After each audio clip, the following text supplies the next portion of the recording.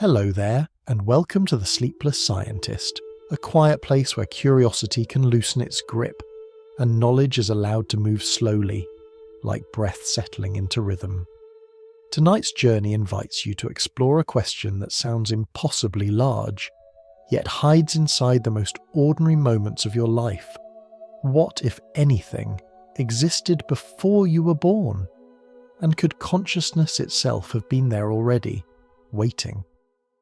Before you settle fully into this thought, you might want to dim the lights, let the room soften around you, and allow your body to rest in whatever position feels easiest.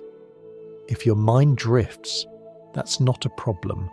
Drifting is part of the process here, and if at any point sleep arrives before understanding does, that's perfectly fine too. The ideas will keep unfolding quietly, whether you're listening closely or floating somewhere nearby. Now, let's begin not with birth, or physics, or philosophy, but with something far more familiar, something you've done almost every night of your life: sleep. Each evening you lie down, close your eyes, and something curious happens. The world fades, thoughts slow, sensations dissolve. At some point, and you never quite know when, you're gone. Not dead, not erased, just absent. And then, hours later, without effort or instruction, you return. Awareness is back. The world is once again present. You are here. This everyday vanishing act is so normal that we rarely stop to examine it. But if we slow it down and look gently, sleep begins to resemble a small rehearsal for a much larger mystery. Because during sleep, something important disappears, yet something else seems to remain possible. When you wake in the morning, you may remember dreams, or you may remember nothing at all. Perhaps the night feels like a blank space, a gap with no content. And yet, despite that apparent nothingness, you returned. Whatever disappeared did not need to be rebuilt from scratch. It simply resumed. This raises a quiet question. If awareness can vanish and reappear without your conscious participation, what exactly is it doing in between? Most people would say, I was unconscious, and that's true in a practical sense. But notice what that really means. It doesn't mean your brain stopped existing. It doesn't mean the capacity for experience was destroyed. It simply means that experience was not being expressed in a way you can later remember. Memory, after all, is not the same thing as awareness. Think of a camera that continues to function even when it is not recording. The lens remains intact, the sensor still works, but no footage is saved. When recording resumes, the camera hasn't been reborn. It has simply shifted modes. Sleep invites us to consider a similar possibility for consciousness. Each night, the contents of experience, thoughts, images, stories, the sense of self, dissolve. But the capacity for experience does not vanish forever. It returns reliably without effort. This distinction between contents and capacity will quietly guide everything that follows in our exploration. Because when we ask what existed before birth, we often imagine personal memories, identities, or stories. We picture a version of you floating somewhere in the dark, waiting to arrive. Science gives us no reason to believe that, but it does invite a subtler question. Could the capacity to know, the basic openness to experience, be more fundamental than the stories that later fill it? Sleep gives us a gentle way to approach this without speculation. You don't remember most of your nights. Entire hours pass without recall. Yet those hours are not frightening. They are not treated as annihilation. They are simply part of the rhythm of being alive. This suggests something important. The feeling that nothing existed during sleep may be more about memory than reality. And that distinction will matter deeply as we move forward. Consider anesthesia. When someone undergoes surgery, awareness appears to vanish completely. Time seems to skip. One moment the room is bright and busy, the next moment it's over. No dreams. No darkness, just absence. Yet from the outside, the body is still there, the brain still active in its own quiet ways, and when awareness returns, it does so without needing to reconstruct itself. This again points to a subtle idea. Consciousness may not be a fragile flame that must be constantly burning in order to exist. It may be more like a field that can fall quiet, then reappear depending on conditions. Already, without invoking anything exotic, we've encountered a theme that will repeat throughout this journey. Awareness seems less like a switch that flips on once and stays on forever, and more like a process that depends on organization, structure, and expression. So when we eventually ask whether consciousness could exist before a brain forms, we're not asking whether memories or identities float around before birth. We're asking something quieter and more precise. We're asking whether the potential for experience must be created from nothing, or whether it could be a basic feature of reality that becomes visible only when the right structures appear. For now, we don't need to answer that question. We only need to notice how gently sleep has already introduced it into our lives. Every night, awareness loosens its grip. Every morning, it returns. You do not panic during the gap. You do not demand proof that awareness still exists while you sleep. You simply trust the rhythm. Science, too, begins with observation before explanation. And so, as we move deeper into this exploration, we'll carry this simple image with us. Awareness is something that can recede and return, not necessarily something that must be born at a precise moment and vanish forever at another. As you rest here now, listening, or half listening, notice that awareness itself does not strain. It does not push. It simply receives. Thoughts come and go, sounds drift in and out, and yet the fact of knowing remains quietly present. That quiet presence will be our compass. From here, we'll begin to examine how modern neuroscience explains consciousness, why those explanations work so well, and where they begin to leave unanswered questions. But we will move slowly, without rushing, allowing each idea to settle like a ripple fading across a calm surface. For now, you don't need to solve anything. You only need to rest with the idea that the most ordinary experiences, falling asleep, waking up, losing track of time, may already be whispering something profound about what it means to exist at all. And with that soft curiosity in place, we can continue our journey. Before we move any further into theories or experiments, it helps to pause and gently adjust the way we're using a single word, a word that feels familiar yet hides many meanings inside it. That word is consciousness.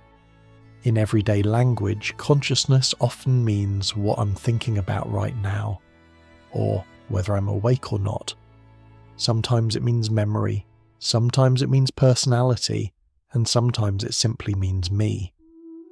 But when science tries to study consciousness, this looseness becomes a problem, so researchers often begin by quietly separating two things that feel fused together in daily life. The first is the contents of consciousness. These are the things that come and go: thoughts, images, emotions, memories, worries, plans, and dreams. The inner movie that keeps changing scenes. The second is the container of consciousness.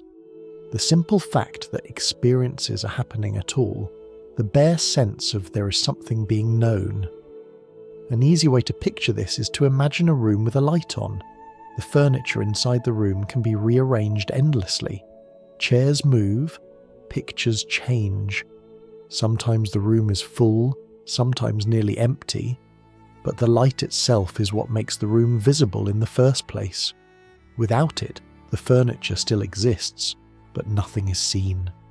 In this analogy, the furniture is the contents of consciousness. The light is awareness itself. This distinction may sound subtle, but it turns out to be one of the most important ideas in the entire discussion, because many arguments about whether consciousness begins at birth are actually arguments about contents, not about the capacity for experience. Think again about sleep. When you enter deep, dreamless sleep, the contents fade away. No images, no thoughts, no story of you. And yet, when you wake, awareness returns without effort. You don't need to rebuild it. You don't need to remember how to be aware. The light simply comes back on, and the room fills again. This suggests that awareness is not identical to any particular thought or memory. It is something more basic, something that can be present even when nothing specific is being experienced, or at least nothing that can later be recalled. Memory complicates this further. We tend to equate not remembering with not experiencing, but neuroscience shows that these are not the same thing. Memory depends on certain brain systems that are especially fragile. They can fail under stress, anesthesia, injury, or simply time. Awareness, on the other hand, can be present without leaving a trace. Imagine watching a movie but forgetting it immediately afterward. The forgetting does not mean the movie was never seen, it only means it was never stored. In the same way, the absence of memory does not automatically imply the absence of experience. This matters because when people say, "I don't remember anything before I was born, therefore nothing was there," they may be making the same mistake. They may be confusing memory with awareness. Science does not currently claim that there are personal memories before birth. There is no evidence that a newborn arrives with a hidden autobiography. But the question we're exploring is quieter than that. It is not about stories. It is about capacity, about whether the ability for experience must be created at a particular moment, or whether it could be more fundamental than the narratives that later fill it. To make this gentler, consider a radio. A radio can be silent for hours. No music, no voices, no signal. But the radio itself still exists. Its ability to receive sound has not vanished. It is simply not being used. When a signal arrives, sound appears again. From this perspective, asking whether consciousness existed before birth is less like asking whether a song was playing before the radio was turned on, and more like asking whether the ability to receive sound had to be invented at the moment the radio first played music. This reframing doesn't answer the question, but it changes how we approach it. Modern neuroscience often studies consciousness by tracking its contents. Brain scans show patterns linked to vision, emotion, decision-making, and memory. These studies are powerful and precise. They explain why damage to certain brain areas alters experience. They explain why development leads to richer mental life. They explain why sleep and anesthesia change what we perceive. But they are less clear about something more basic. They tell us what is being experienced and how it changes, but they struggle to explain why experience exists at all. Why there is something it feels like to see, to hear, to be. This gap between describing processes and explaining experience itself will later be called the hard problem of consciousness. For now, we only need to feel its shape. You can notice it directly. Right now, as you listen, there may be thoughts drifting by. Maybe you're following every sentence, maybe you're only catching fragments. Either way, awareness itself does not feel like a thought. It feels more like the open space in which thoughts appear. That open space is remarkably easy to overlook, precisely because it is always there. Like the screen behind a movie, it disappears into the background while the story plays. As we continue, this distinction between container and contents will help us navigate some confusing terrain. Near-death experiences, anesthesia, quantum theories, and philosophical ideas often sound shocking only because we imagine consciousness as a fragile object that must be switched on or off. When we instead view it as a capacity that depends on organization and expression, many puzzles soften. This does not mean awareness exists everywhere, or that it floats freely without conditions. Science remains careful here. It simply means that the absence of memory or identity does not necessarily settle the question of existence. Before we move forward, let this idea rest rather than analyze it. You don't need to agree with it. You don't need to defend it. Just notice that awareness itself feels simpler than the stories it contains. Less busy, less personal, more like a quiet background hum than a spoken sentence. In the sessions ahead, we will look at how mainstream neuroscience explains the emergence of conscious contents from complex brains. We'll see how powerful that explanation is and where it begins to feel incomplete, and we will do so slowly, using images and comparisons rather than formulas or symbols. For now, let this distinction remain gently in place. Contents come and go, memories appear and fade. But the simple fact of knowing, of something being present at all, seems to operate by slightly different rules. And as you rest with that thought, you may find that it doesn't demand attention. It doesn't insist on answers. It simply sits quietly in the background, like awareness itself, waiting patiently for whatever comes next. As we continue, it helps to look at another idea that quietly shapes how we think about existence. Especially when we look backward in time. This idea feels solid and obvious, yet it is surprisingly fragile when examined closely. It is the idea of identity. Most of us experience life as a continuous story. There is a sense of me that stretches from childhood to now, stitched together by memories, habits, preferences and names. This continuity feels so natural that we rarely question it. But neuroscience suggests that this feeling of a stable self is not something we discover. It is something the brain actively constructs. The brain is not only a receiver of experience, it is also a storyteller. Every day it gathers fragments, sensations, emotions, actions, social feedback, and weaves them into a narrative that says, "This is who you are." This narrative is useful. It allows planning, learning, and social connection. But it is not the same thing as awareness itself. It is more like a character created for the sake of navigating the world. You can notice this whenever the story loosens. In moments of deep absorption, intense focus, or quiet presence, the sense of me often fades into the background. Experience continues, but the narrator goes quiet. Later, when the mind resumes its usual activity, the story returns, filling in the gaps. Sleep offers another example. During dreaming, the story of you may change entirely. You might become someone else, be in another place, or forget your waking life completely. And in dreamless sleep, the story disappears altogether. There is no character, no plot, no sense of identity. Yet when you wake, awareness is still there, ready to host a new chapter. This tells us something subtle but important. The feeling of personal continuity may depend more on memory than on awareness. When memory pauses, the story pauses. When memory resumes, the story resumes. But awareness itself does not feel as if it is stitched together moment by moment. It feels present in a simpler, quieter way. This distinction helps explain why the idea of before birth feels like absolute nothingness. Not because nothing existed, but because the story had not yet begun. Think of a book before the first chapter is written. There is no plot, no character, no timeline, but the pages are there. The capacity for a story exists, even though no words have yet been placed upon them. Once writing begins, continuity appears.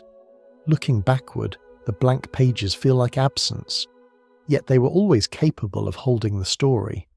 In human development, the brain gradually acquires the ability to store memories, recognize patterns, and model itself as a persistent entity. This process unfolds over time. There is no single instant when a full personal identity suddenly switches on. Instead, there is a slow accumulation of structure. Because of this, asking "where was I before I was born" may be a question shaped by the assumptions of storytelling. It assumes that the character must exist before the story begins, but science suggests the opposite. The character is created by the story. This perspective becomes especially interesting when we consider experiences where identity loosens or dissolves, yet awareness remains vivid. Near-death experiences, which we will explore more carefully later, often include reports of identity expanding or fading, while perception feels unusually clear. Similarly, in certain meditative states, people report a sense of presence without a strong sense of self. These reports do not prove anything about what exists before birth, but they do show that identity and awareness can come apart. Neuroscience supports this separation in quieter ways as well. Injuries to certain brain regions can disrupt the sense of self without eliminating experience.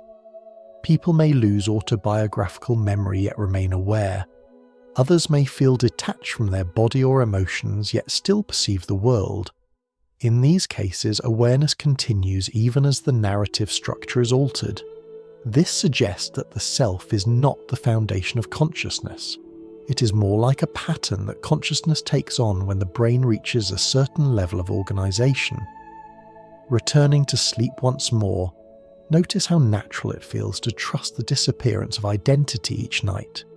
You do not fear that you will not return simply because your story has paused.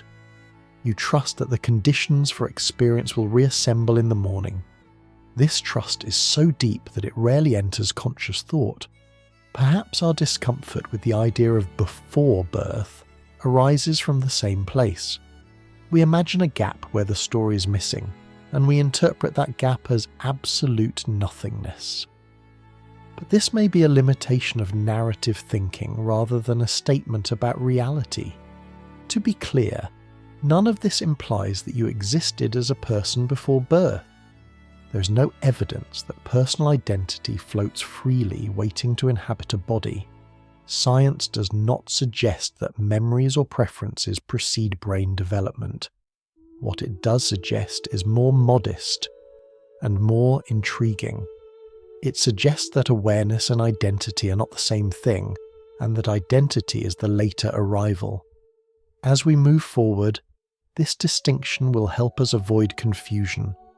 When scientists debate whether consciousness is created by the brain or rooted more deeply in reality, they are rarely talking about identity.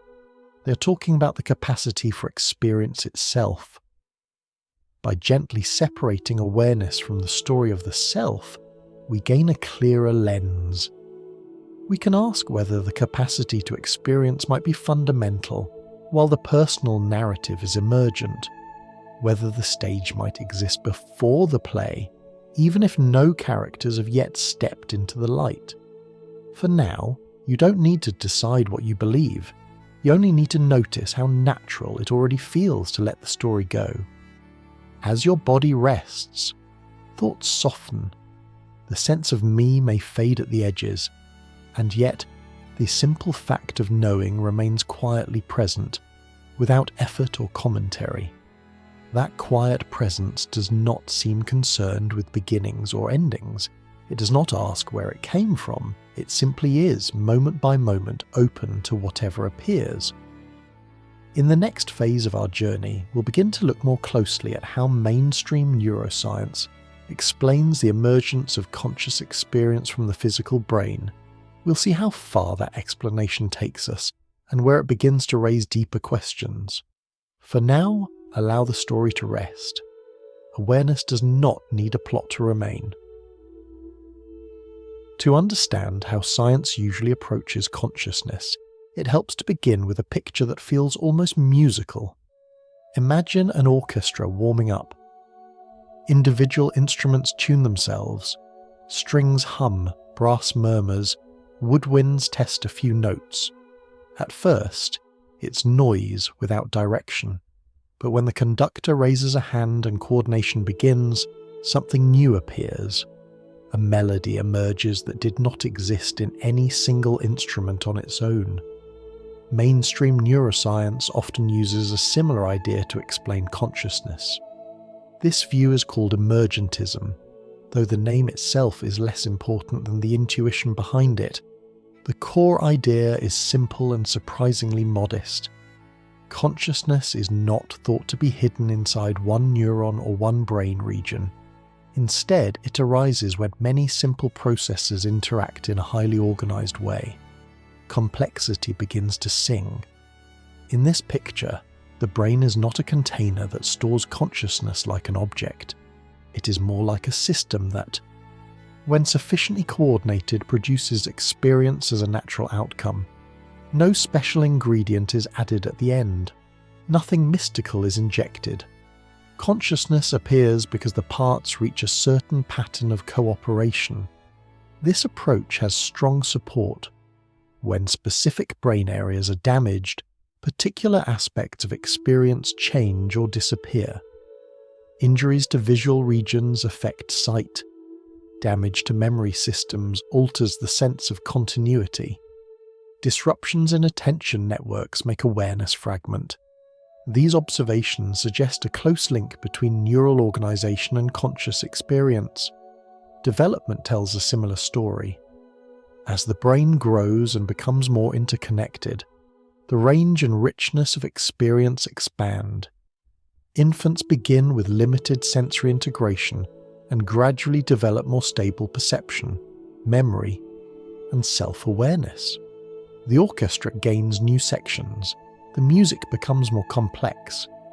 Emergentism also explains why consciousness is so sensitive to disruption. Fatigue, drugs, stress, and illness all alter the way brain processes coordinate. The result is not usually the total disappearance of awareness, but changes in clarity, focus, and coherence. The melody becomes distorted, quieter, or fragmented. Importantly, this framework does not claim that consciousness is an illusion. It treats experience as real, but dependent. Just as a wave depends on the movement of water molecules without being reducible to a single molecule, consciousness depends on neural activity without being identical to any single component. This is why emergentism feels so compelling. It matches what we see in laboratories, hospitals, and everyday life. It respects the physical nature of the brain while acknowledging the richness of experience. For many scientists, it feels like the most reasonable explanation we currently have. And yet, even within this well-supported picture, gentle questions begin to appear. One of the first concerns timing. If consciousness emerges from complexity, when exactly does it begin? There is no clear line where the brain suddenly crosses from non-conscious to conscious. Development appears gradual. Organization increases slowly. This suggests that awareness may not switch on at a single moment, but instead grows along a continuum. This raises a subtle puzzle. If consciousness emerges gradually, then the idea of a sharp beginning becomes difficult to define. Instead of a starting point, we have a slope, a sunrise rather than a light switch. Another question concerns unity. At any given moment, your experience feels like one thing. Sights, sounds, emotions, and bodily sensations arrive together in a single field. Emergentism explains this by pointing to integration. When information flows freely across networks, experience feels unified. When integration breaks down, experience fragments. This explanation works well, but it quietly shifts the mystery rather than eliminating it. We can describe how signals combine, but the feeling of unity itself remains something we observe rather than fully explain. The orchestra plays together, but why it feels like a single song rather than many sounds remains difficult to articulate. There is also the question of absence. During deep sleep or anesthesia, coordination drops, integration weakens, the contents of consciousness fade. Emergentism explains this as a natural consequence of disrupted organization. When the orchestra stops playing together, the music falls silent. But here we encounter the idea introduced earlier. Silence does not necessarily mean destruction. The instruments remain, the hall remains. The capacity for music has not vanished forever. It has simply paused. Emergentism is comfortable describing the appearance and disappearance of conscious contents. It is less explicit about the status of the underlying capacity for experience during these quiet periods. Does awareness truly vanish? Or does it fall below the threshold of expression and memory? Most neuroscientists lean toward the first option, at least in practical terms.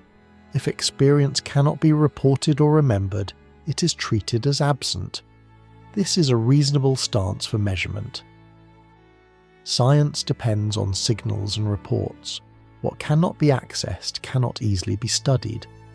Yet this practical choice does not automatically settle the deeper question. Absence of evidence is not always evidence of absence, especially when the phenomenon in question is subjective and fleeting. Emergentism, then, offers a powerful explanation of how conscious experience behaves. It maps relationships between brain structure and mental life with impressive precision. It tells us why altering the brain alters experience.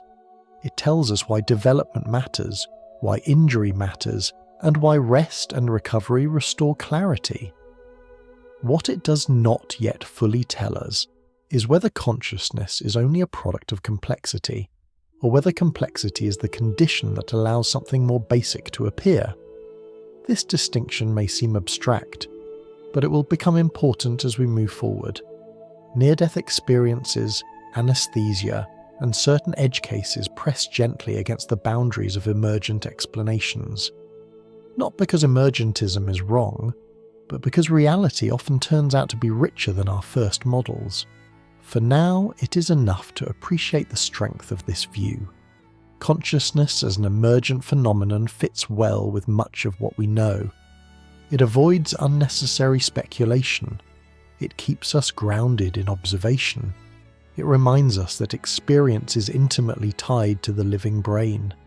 At the same time, it leaves room for curiosity.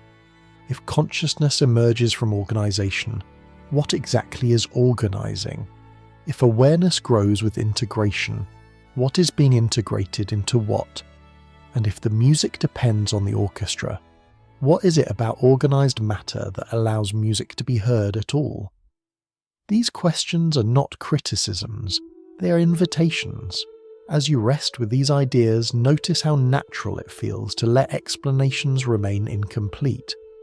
Science advances by asking better questions, not by rushing to closure.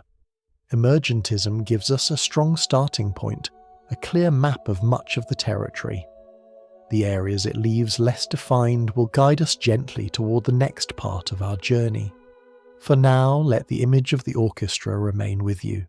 Countless simple actions coordinated over time, giving rise to something richer than any part alone. Whether consciousness is only the song or also something deeper that the song reveals is a question we will continue to explore with patience and care. If consciousness truly emerges from complexity, then its arrival should not look like a sudden spark. It should look more like a gradual brightening, a slow dawn rather than a light switched on in a dark room. This is where the science of early development becomes quietly fascinating, because it invites us to rethink what we mean by beginning. In everyday thinking, birth feels like a clean dividing line. Before birth, nothing. After birth, awareness. But biology rarely respects such sharp boundaries. Development is a continuous process, unfolding step by step, long before a baby takes its first breath. Neuroscience approaches this carefully. It does not ask whether a fetus or infant has a full adult-like consciousness. It asks simpler, more modest questions. Are there organized patterns of activity? Do different regions begin to communicate? is there evidence of coordinated responses rather than isolated reactions? Early in development, the brain is busy building connections. Neurons grow, migrate, and form networks. At first, activity is mostly local and reflexive. Signals fire, but they do not yet travel far.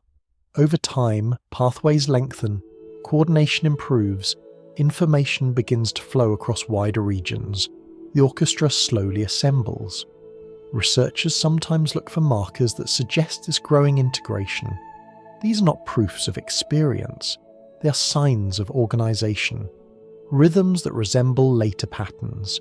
Responses that show flexibility rather than pure reflex.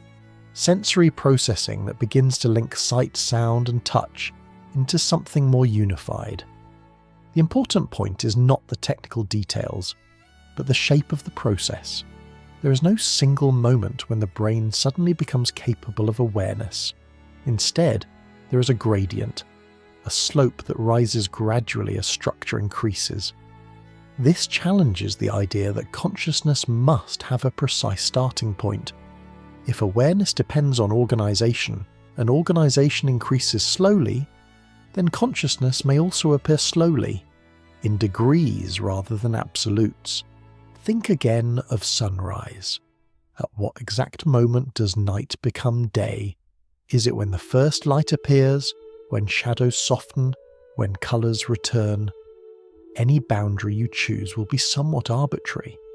The change is real, but it does not obey sharp lines. Human development seems to follow a similar pattern. Early experience, if it exists at all, would likely be minimal, fragmented, and very different from adult awareness. There would be no narrative, no sense of self, no memory to carry forward, just raw sensitivity, if anything. This perspective helps explain why we remember nothing from our earliest months of life. The absence of memory does not necessarily mean the absence of experience. It may simply reflect the immaturity of the systems needed to store and retrieve memories. The story has not yet learned how to write itself down. As the brain continues to develop after birth, new layers appear, memory strengthens, attention stabilizes, the sense of being a continuous self begins to form. Awareness becomes richer, not because it was absent before, but because the structures that shape and express it are becoming more refined. This way of thinking aligns naturally with emergentism. Consciousness is not injected at birth. It grows alongside the brain, shaped by increasing integration. The music becomes more complex as more instruments join the orchestra and learn to play together. At the same time, this gradual view raises a deeper question. If awareness appears in degrees, rather than all at once, then what exactly is increasing? Is it awareness itself? Or is it the brain's ability to organize, sustain, and remember experience? This brings us back to the distinction between container and contents. The contents clearly expand, sensory richness increases, emotions become more nuanced, thoughts become more complex. But the container, the simple fact that something is being known, may not need to be constructed piece by piece in the same way. From a scientific standpoint, this remains an open question. Measuring awareness without memory or report is extremely difficult. Researchers must rely on indirect signs, patterns, responses, coordination. These tools are powerful, but they have limits. Because of these limits, neuroscience often adopts a cautious stance. It focuses on what can be observed and measured.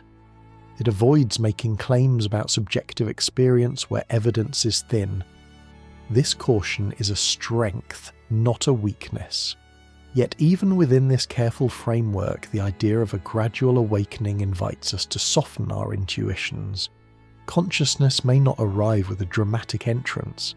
It may seep in quietly, as conditions allow, long before identity or memory take shape. This idea also prepares us for something we will encounter later. Reports of awareness during extreme conditions often describe clarity without a strong sense of self, experience without narrative, perception without personal history. These descriptions may feel strange only because we are used to equating consciousness with identity.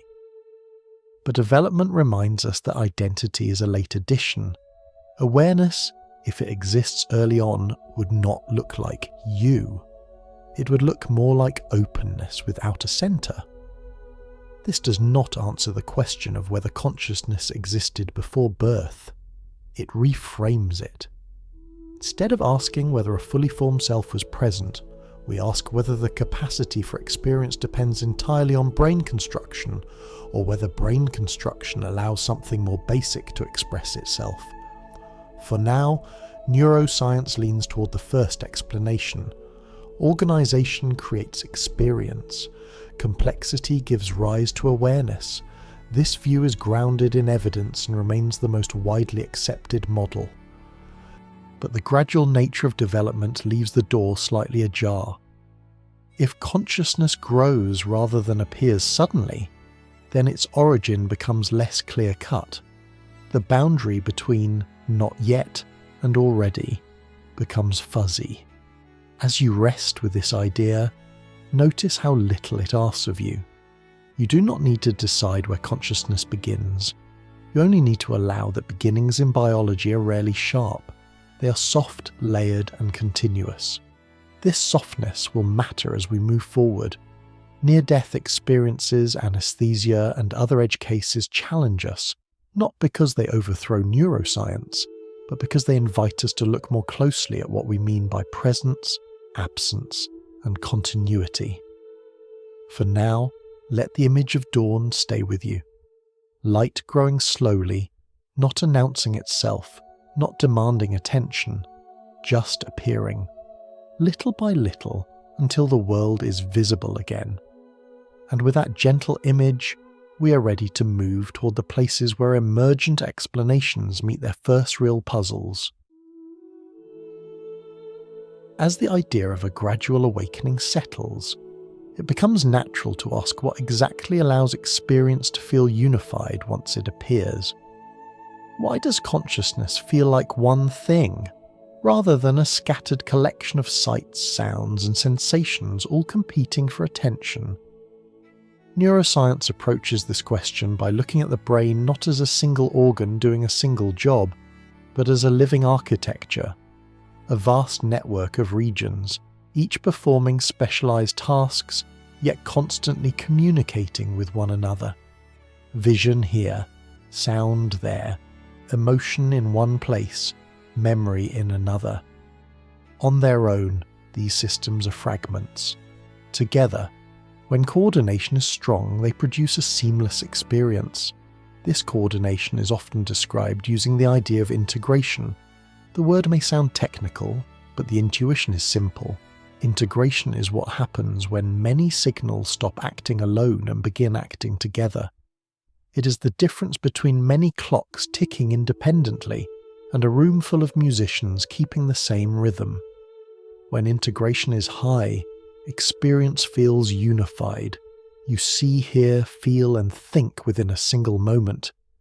When integration weakens, experience can fragment, attention jumps, thoughts feel disconnected, sensations may feel distant or unreal. We've all felt small versions of this. Extreme fatigue can make the world feel hazy, as if parts of experience are no longer lining up cleanly. Intense stress can narrow awareness until only a few sensations remain vivid. Certain medications can soften perception, blurring the edges of thought and feeling. These changes suggest that consciousness is not an all-or-nothing state. It depends on the brain's ability to bind information into a coherent whole, and this binding is delicate. Attention plays a central role here. It acts like a spotlight, selecting certain information and bringing it into the foreground of experience. What we attend to feels real and present. What we do not attend to fades into the background, even if it is technically still being processed. You can notice this right now. Sounds in the room may come and go in your awareness. The feeling of your body may be vivid one moment, then distant the next. Attention moves, and with it, the shape of experience shifts. The sense of self depends heavily on this process. The feeling of being a single, continuous me arises when attention repeatedly returns to certain patterns, memories, bodily sensations, inner dialogue, and binds them together over time. The self feels solid because the brain keeps refreshing it, but this solidity is not guaranteed. When attention is disrupted, the sense of self can loosen. During deep meditation, people often report awareness without a strong sense of identity. During certain neurological conditions, individuals may feel detached from their body or emotions while remaining clearly aware. In extreme cases, the narrative of me can fracture or disappear, even as perception continues. This fragility of identity reveals something important. The self is not the foundation of consciousness. It is a construction layered on top of more basic awareness. From an emergent perspective, this makes sense. Identity requires memory, prediction, and integration over time. It depends on stable networks that can maintain a story. Awareness, in contrast, may require less. It may only require that information is being processed in a unified way, even briefly. This brings us back to moments when integration drops sharply. Deep sleep, certain forms of anesthesia, severe brain injury. In these states, the usual architecture of awareness collapses, attention dissolves, the contents of experience vanish. From the outside, it appears as if consciousness is gone. Yet, as we've seen, disappearance of content does not automatically tell us what happens to the underlying capacity for experience. Integration falls below a level where experience can be sustained, remembered, or reported. But whether awareness itself is truly extinguished or simply unexpressed remains a subtle question. Science, quite reasonably, focuses on what can be measured. When integration collapses, reports cease. From a practical standpoint, consciousness is treated as absent. This allows medicine to function. It allows anesthesia to be administered safely. It allows sleep to be studied. But at the conceptual level, something interesting remains. The brain can lose its integrated architecture temporarily, then rebuild it. Awareness returns without needing to be reconstructed piece by piece. There is no sense of starting over. The light comes back on, and the room fills again. This resilience hints at something deeper. Consciousness appears to depend on organization, but it may not be identical to any particular organizational pattern. The patterns shape it, they express it, they make it visible, but they may not create it in the same way a factory creates a product. This is where emergent explanations begin to feel slightly incomplete. They tell us how experience behaves when organization changes. They tell us why clarity comes and goes. They tell us why the self is fragile. What they do not yet fully tell us is why organized matter produces experience at all. Again, this is not a flaw so much as a boundary. Every scientific model has edges where explanation fades into description. Recognizing those edges is part of careful thinking. As you listen, you may notice that these ideas do not demand effort. They unfold naturally from experiences you already know, losing focus, drifting into sleep, waking with a sense of presence before thoughts return, feeling yourself come back online gradually. These moments reveal the architecture of consciousness not as a rigid structure, but as something flexible and dynamic. Awareness expands and contracts with conditions. Identity strengthens and weakens with attention and memory. The brain's quiet architecture supports this dance, but does not entirely define it. This prepares us for the next step in our journey. When people report awareness in extreme conditions, moments when integration should be minimal, it creates tension with the standard picture. Not because the picture is wrong, but because reality may be more layered than our first explanations suggest. For now, let the idea of fragility settle gently. Consciousness is not a solid object locked inside the skull. It's a process, shaped by architecture, attention, and integration. And like all processes, it has degrees, thresholds, and grey areas. As you rest, notice how awareness itself feels effortless. You're not actively constructing it. You're simply present. Thoughts may come and go. The sense of self may soften. Integration may loosen as sleep approaches. None of this feels alarming. It feels natural. That naturalness will guide us as we continue. From here, we will move toward the places where the brain's quiet architecture is pushed to its limits, and where reports of experience challenge our assumptions about when awareness should and should not be possible. There is a moment in every story when the lights are expected to go out. In films, it is the cut to black. In music, it is the final note dissolving into silence. In biology, that moment is often imagined as the instant when the heart stops and the flow of blood slows to nothing. Under the standard picture of the brain, awareness should fade quickly after that. The orchestra loses its conductor. The melody should fall apart. And yet, for decades, people have reported something unexpected. Near-death experiences, often shortened to NDEs, sit at an unusual crossroads. They're deeply personal accounts, shaped by memory and emotion. But they arise in circumstances where the brain is under extreme stress, sometimes when circulation is severely reduced and normal signalling should be failing. This makes them neither simple anecdotes nor straightforward data. They are experiences that arrive precisely where our expectations feel most confident. From a common sense view, the intuition is simple. If the heart stops pumping, oxygen delivery drops. If oxygen drops, brain activity should diminish rapidly. And if brain activity diminishes, consciousness should vanish. This chain of reasoning feels so natural that it rarely gets questioned.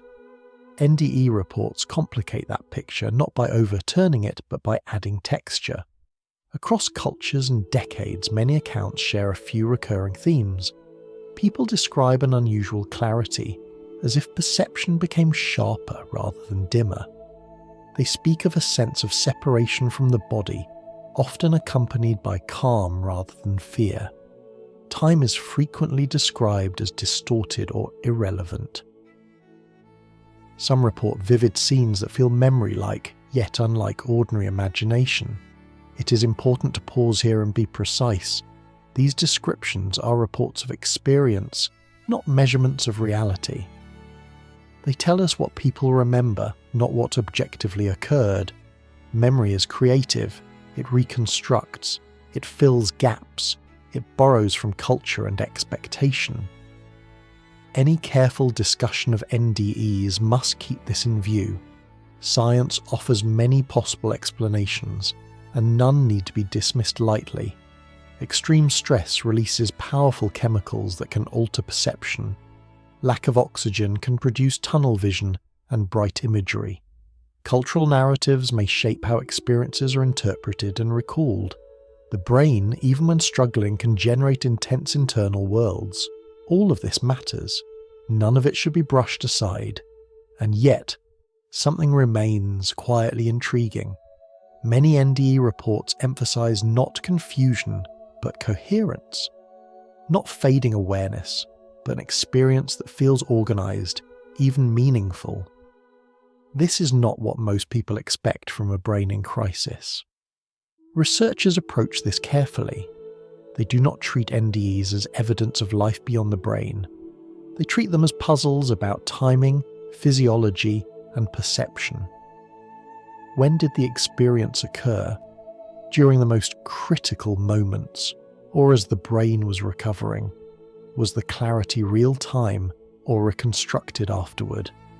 These questions are difficult to answer because the situations themselves are chaotic.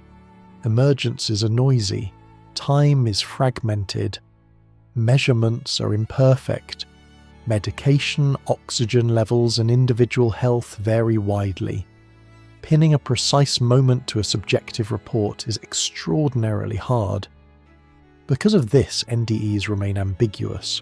They do not point cleanly in one direction. They neither confirm nor deny any single theory.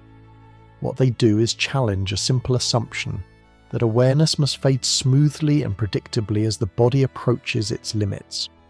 One way to think about this is to return to the idea of contents and container. The contents of experience, thoughts, sensations, emotions, are clearly altered in extreme states. They may intensify, distort, or vanish. But the question of the container, the basic capacity for experience, is harder to pin down. If consciousness were nothing more than a fragile output of normal brain function, we might expect it to degrade in a linear way as conditions worsen. Instead, reports suggest that experience can sometimes reorganize in unexpected forms under pressure. This does not mean that consciousness escapes the brain. It means that the relationship between brain stress and experience may not be as simple as turning down a dimmer switch. It is also worth noticing how NDE accounts often describe a loosening of personal identity. People may feel less like a body-bound individual and more like a point of awareness. The story of me softens, even as perception feels vivid. This echoes what we've already seen in sleep, meditation, and moments when attention shifts away from narrative identity. Again, none of this proves anything about existence beyond the body. But it does highlight a pattern. Awareness and identity do not always rise and fall together. The story can weaken while experience remains.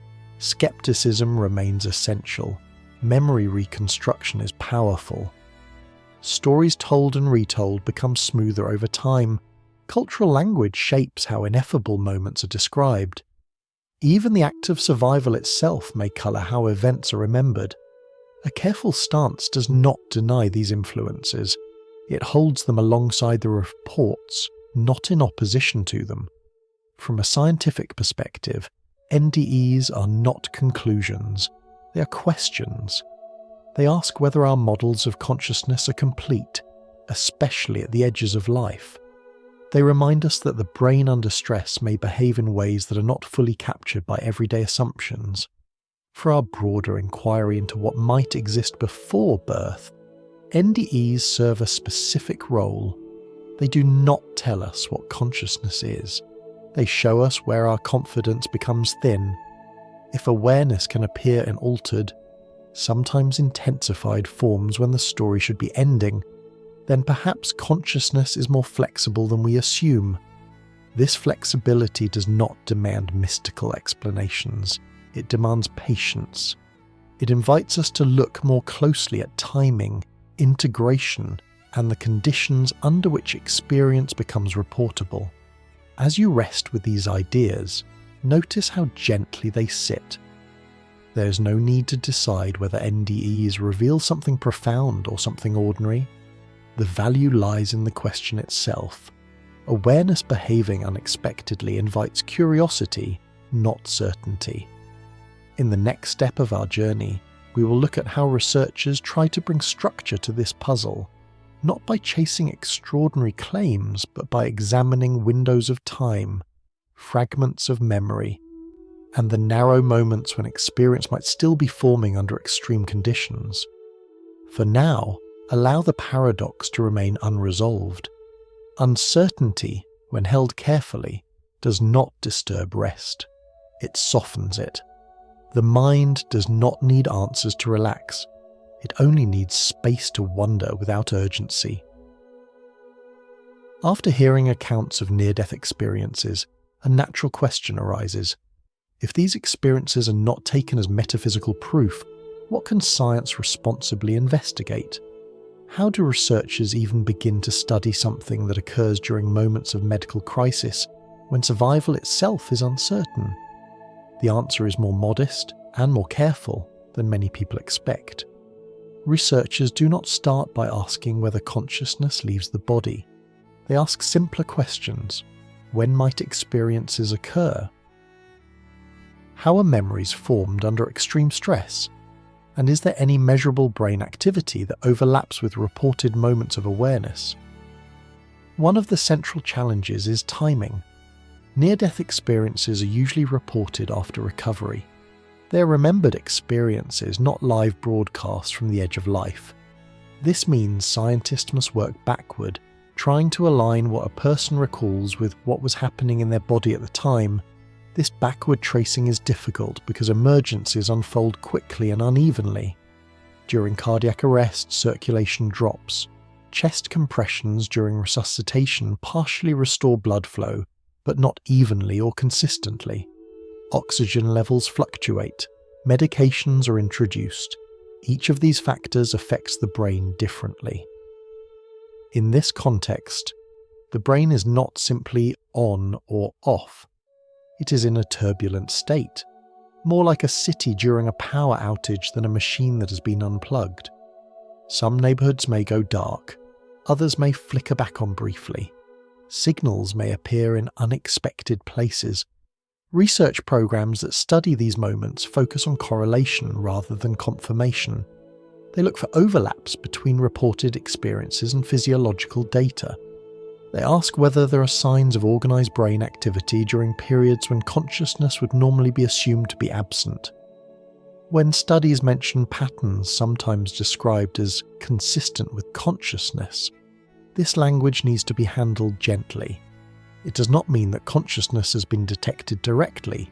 It means that certain forms of complexity, coordination, or rhythmic activity appear that are usually associated with waking awareness. Even this phrasing requires caution. Brain activity alone does not equal experience. The brain can show complex patterns without any reportable awareness. Dreams, seizures, and automatic behaviors all involve activity without clear conscious control. Researchers are aware of this, and their claims are deliberately narrow. Another layer of complexity comes from memory itself. Memory is not a passive recording device. It is an active process of reconstruction. Under stress, the brain prioritizes survival, not detailed record keeping. Experiences may be compressed, expanded, or reorganized when recalled later. This makes it difficult to know whether an experience occurred during the most critical moments or during recovery, when blood flow and oxygen were returning. A memory may feel timeless, even if it unfolded over a brief interval. The sense of sequence can be misleading. Imagine waking from a vivid dream. The dream may feel long and detailed, yet it may have occurred during a short burst of activity just before waking. The mind can stretch moments into narratives. Something similar may happen during medical emergencies. Researchers also face practical limitations. Monitoring equipment is not always optimized for emergency conditions. Electrodes can shift. Signals can be noisy. Timestamps may not align perfectly across devices. Even small uncertainties can have large implications when interpreting rare events. Because of these challenges, responsible researchers emphasize what their work does not show. It does not prove that consciousness exists without the brain. It does not demonstrate awareness during complete biological shutdown. It does not settle questions about life before birth or after death. What it does do is refine the puzzle. Instead of a simple picture where awareness fades instantly when circulation stops, research suggests a more uneven landscape. There may be brief windows where organized activity persists or re-emerges, even under extreme conditions. Experience, if it occurs, may not map neatly onto our expectations. This refinement matters. It encourages more precise thinking. Rather than asking whether consciousness is present or absent, researchers ask under what conditions experience becomes possible. reportable, or memorable. The narrow window during resuscitation becomes especially important. Chest compressions restore partial circulation. Oxygen delivery improves momentarily. Neural networks may regain limited coordination. If experience occurs, it may do so during these fragile intervals. This does not require extraordinary explanations. It fits within biology. It simply acknowledges that life does not stop and start cleanly. Processes overlap. Recovery and collapse interweave. From a broader perspective, this careful approach aligns with how science advances. It moves slowly, refining models rather than replacing them wholesale. It tolerates uncertainty. It resists dramatic conclusions. For our larger question, what might have existed before birth? This matters because it shows how easily intuition can oversimplify. We imagine sharp boundaries where reality offers gradients. We imagine silence where there may be faint, fleeting patterns. Again, none of this tells us that awareness exists independently of the brain, but it does suggest that the relationship between brain state and experience is more dynamic than a single threshold. As you listen, notice how this approach feels. It is not thrilling in the way bold claims are thrilling. It is steady, patient, and careful. It respects both the mystery of experience and the discipline of evidence. This balance is important.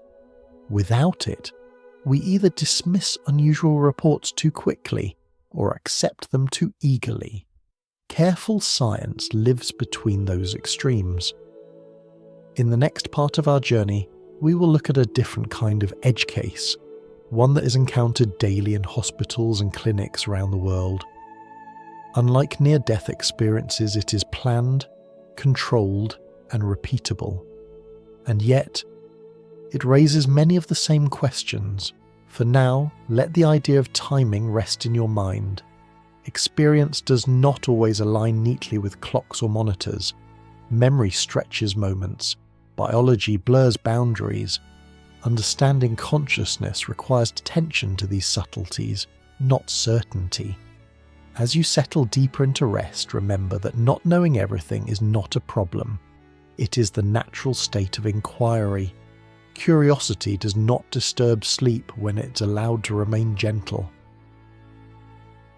There is a quiet mystery that plays out every day in hospitals around the world. It does not involve emergencies, flashing lights, or desperate timing. It is planned, controlled, and carefully monitored. And yet it raises one of the most puzzling questions about consciousness we have. This mystery is anesthesia. Before a procedure, you're awake. You can hear voices, feel the room, notice time passing. Then gradually something changes. Thoughts slow, sensations soften, and at some point experience seems to disappear entirely. Later, you wake up. Awareness is back. The story resumes. To you, it may feel as if no time has passed at all. From the outside, anesthesia often gets described as a switch. Consciousness is turned off, then turned back on.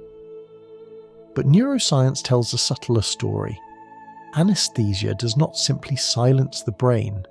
It changes how the brain's parts communicate. Different anesthetic agents act in different ways, but many share a common effect. They disrupt integration. They interfere with the brain's ability to bind information into a unified experience. Signals may still fire locally. Sensory information may still enter the system. But the coordination that allows experience to feel like one thing is weakened.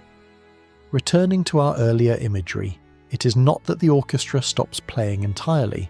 It is that the musicians lose their shared rhythm. Each section may still be active, but the music no longer comes together as a song. This explains something familiar. Under anesthesia, the brain is not dead. It is not inactive. Yet, from the inside, there is no experience to report, no dreams, no passage of time, no memory. The contents of consciousness vanish. But what about the container? From a scientific standpoint, anesthesia is treated as a reliable way to remove consciousness.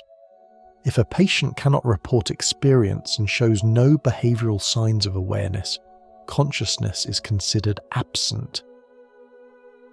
This practical definition allows medicine to function safely and ethically. At the same time, anesthesia reveals how fragile the expression of consciousness really is. Awareness does not need the brain to stop entirely in order to disappear from experience. It only needs integration to fall below a certain level. This is important.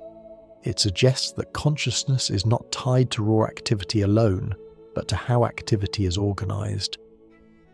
Studies comparing different anesthetics support this view. Some drugs primarily reduce overall activity. Others preserve activity but disrupt communication between regions. In both cases, the result is the same from the inside: no experience. This convergence hints at a deeper principle. Consciousness depends less on how much the brain is doing and more on how well its parts are working together. Now consider the return. When anesthesia wears off, awareness does not rebuild itself piece by piece in any noticeable way. You do not feel neurons reconnecting. You do not experience a gradual reassembly of perception. Instead, consciousness seems to arrive all at once. The room is there, thoughts are there, the sense of being present returns. This suddenness is striking. It suggests that once integration crosses a certain threshold, experience becomes available again, fully formed. The orchestra locks back into rhythm and the music resumes. This pattern mirrors what we see in sleep, especially deep, dreamless sleep. Experience fades, time disappears. Then, upon waking, awareness returns without any sense of interruption.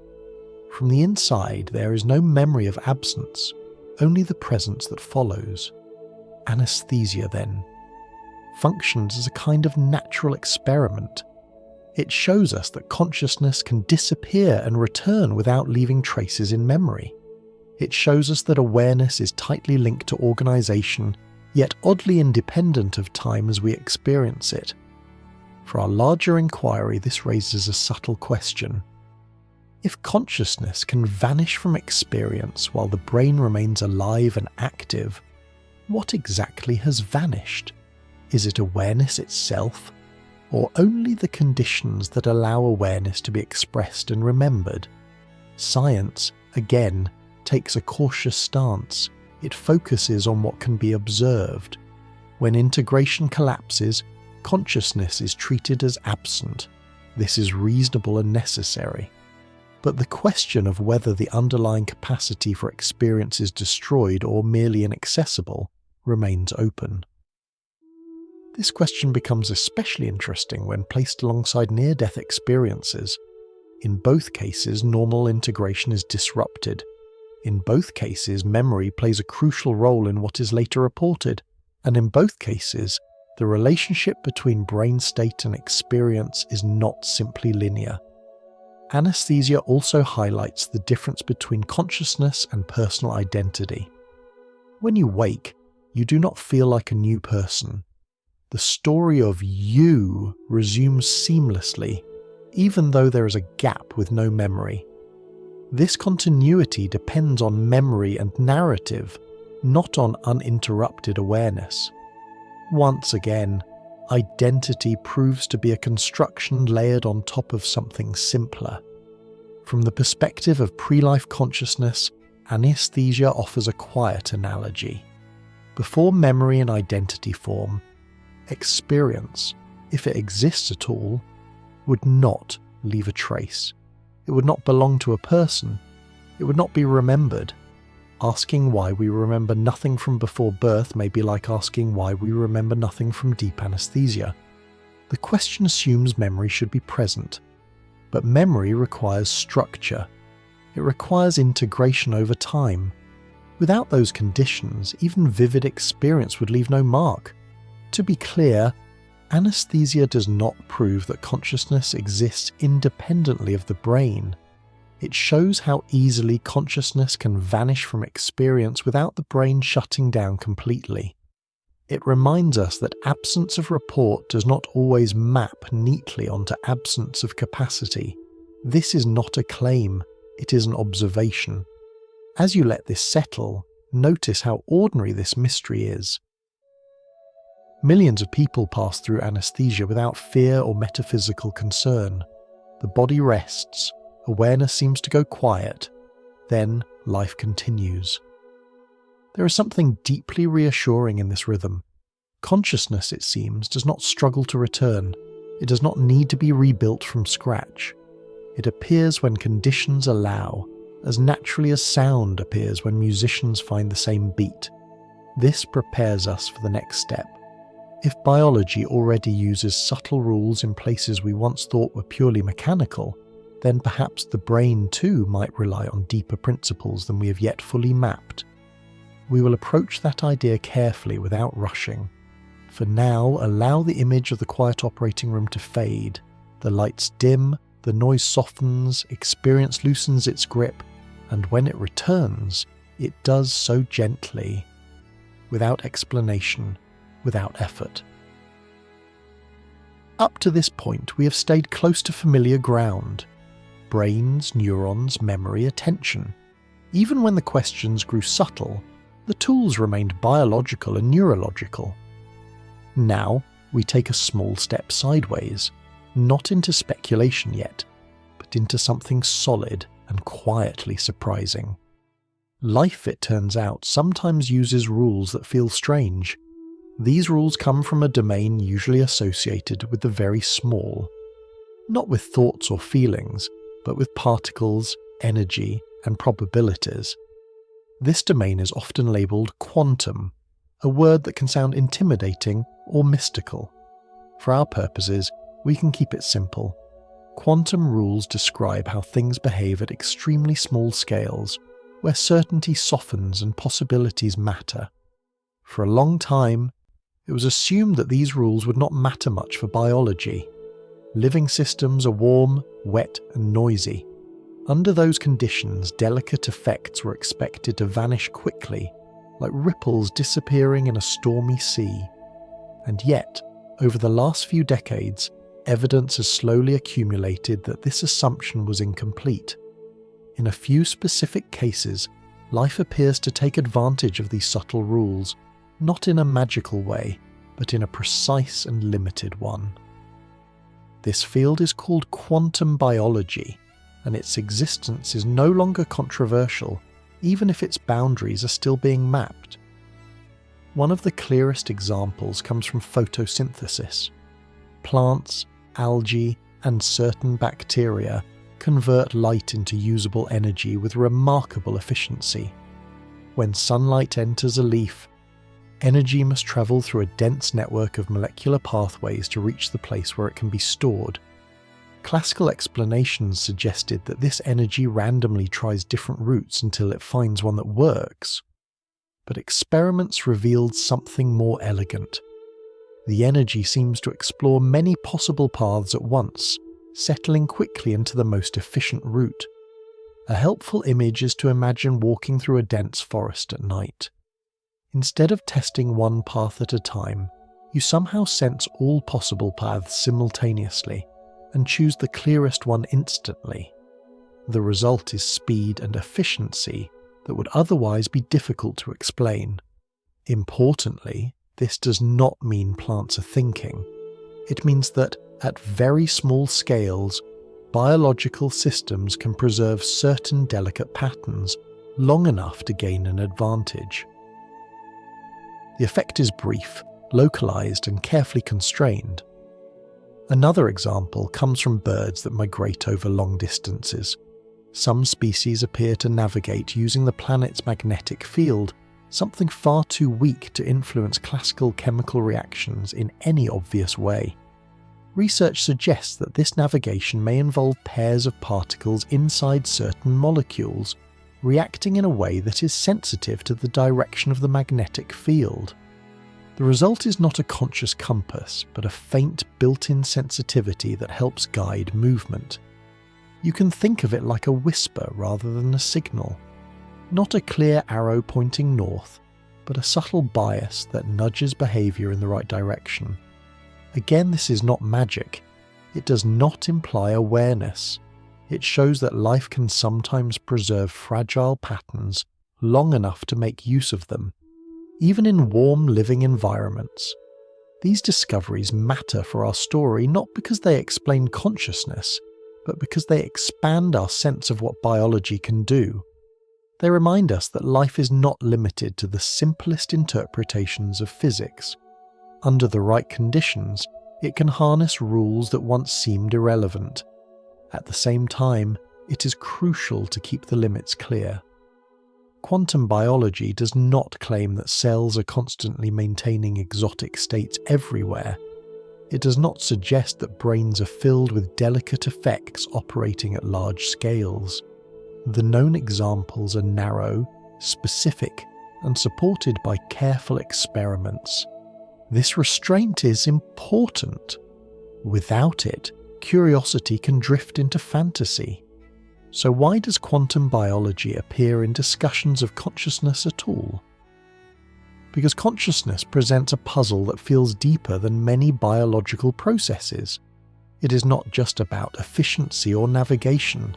It is about experience, about the fact that something is happening from the inside. When classical explanations struggle to fully capture that fact, people naturally wonder whether deeper physical principles might be involved. Quantum biology shows that such principles are not automatically excluded from life. The door is not wide open, but it is no longer locked shut. This does not mean that consciousness is quantum. It means that the question is no longer absurd. Notice the careful framing here. We are not leaping from leaves and birds to minds and selves. We are simply acknowledging that biology is capable of more subtlety than once assumed. That capacity makes later speculation more plausible, but not more proven. For our larger question about what might exist before birth, this matters in a quiet way. If life can sometimes rely on deeper rules, then the brain may not be as isolated from fundamental reality as we once thought. The mechanisms that allow experience to arise might involve layers we have not yet fully explored. Still, patience is essential. Quantum biology itself took decades to gain acceptance, and only by staying close to evidence. Consciousness research must be even more careful, because the subject is so easily misunderstood. As you listen, notice how this shift in perspective feels. It is not dramatic. It does not demand belief. It simply widens the landscape. The world becomes slightly more textured, slightly less rigid than earlier models suggested.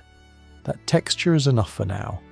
In the next part, we will ask why some scientists and philosophers attempted to go further. Not because they have discovered proof, but because certain features of consciousness seem resistant to purely classical explanations. We will step into that territory gently, with skepticism and curiosity held in balance. For the moment, let the image of the leaf in sunlight remain with you, energy moving smoothly through complexity, nature finding quiet efficiencies, life making use of subtle rules without fanfare or mystery. Whatever consciousness turns out to be, it is likely to be woven into reality with the same quiet elegance. By this point, it should feel clear that nothing we've discussed so far requires quantum explanations. Brains, neurons, integration, memory, and attention already explain a great deal. And yet, throughout the history of science, there is a familiar pattern. When an explanation works well but leaves a small remainder, something that refuses to be fully absorbed, curiosity gathers around that remainder. Consciousness has always been that remainder. The speculation about a quantum mind does not begin with excitement or mysticism. It begins with frustration. A quiet, respectful frustration that arises when careful descriptions still fail to touch the core of what is being described. Neuroscience can tell us what happens in the brain when we see red, feel pain, or remember a face. It can trace pathways, measure timing, and map correlations with remarkable precision. What it cannot yet explain is why any of that activity is accompanied by experience at all, why it feels like something from the inside. This gap is not a mystery of ignorance in the ordinary sense. It is not simply a missing detail that better instruments will soon reveal. It is a different kind of gap, one that concerns explanation itself. You can imagine having a perfect map of a city. Every street, every building, every electrical wire is drawn in exact detail. Now imagine trying to find the feeling of walking through that city on a warm evening, somewhere on the map. The map is accurate, it is complete, and yet something essential is missing. This is why some thinkers suspect that consciousness might involve deeper physical principles than those usually invoked in neuroscience. Not because current science is wrong, but because it may be incomplete in a very specific way. Another point of tension involves unity. Your experience does not arrive as a collection of separate data points. Sight, sound, thought, and emotion arrive together as a single moment. Classical explanations describe many parallel processes, but the sense of one experience remains difficult to reduce. This is sometimes called the binding problem, though the term itself is less important than the intuition. How does the brain produce a single field of awareness from countless distributed processes? Classical models describe communication, synchronization, and integration, and these ideas go a long way. But some researchers feel that the explanation still feels descriptive rather than foundational. It tells us how things line up, not why lining up produces experience. Timing raises another subtle question. Conscious experience feels immediate. Moments do not feel stitched together after the fact. They feel present all at once. Some brain processes, however, unfold over measurable delays. The brain integrates information over short windows, then presents it as a unified moment. For many scientists, this is sufficient. For others, the smoothness of experience feels too precise, too coherent, to be fully captured by delayed processing alone. This intuition is not proof. It is a sense that something deeper may be involved. At this point, quantum ideas enter the conversation not as answers, but as possibilities. Quantum rules describe systems where outcomes are not fully determined until certain conditions are met, where relationships matter more than isolated parts, where wholes behave differently than simple sums of components. These features resonate, at least metaphorically, with how consciousness appears to behave. Again, this resonance is not evidence, it is resemblance.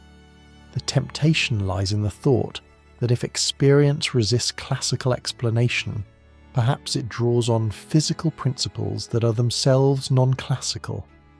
If life can sometimes preserve subtle patterns at small scales, perhaps the brain might, under very specific conditions, do something similar. This line of thinking attracts both excitement and criticism. On one side, critics point out real challenges. The brain is warm, wet, and noisy. Fragile patterns tend to dissolve quickly.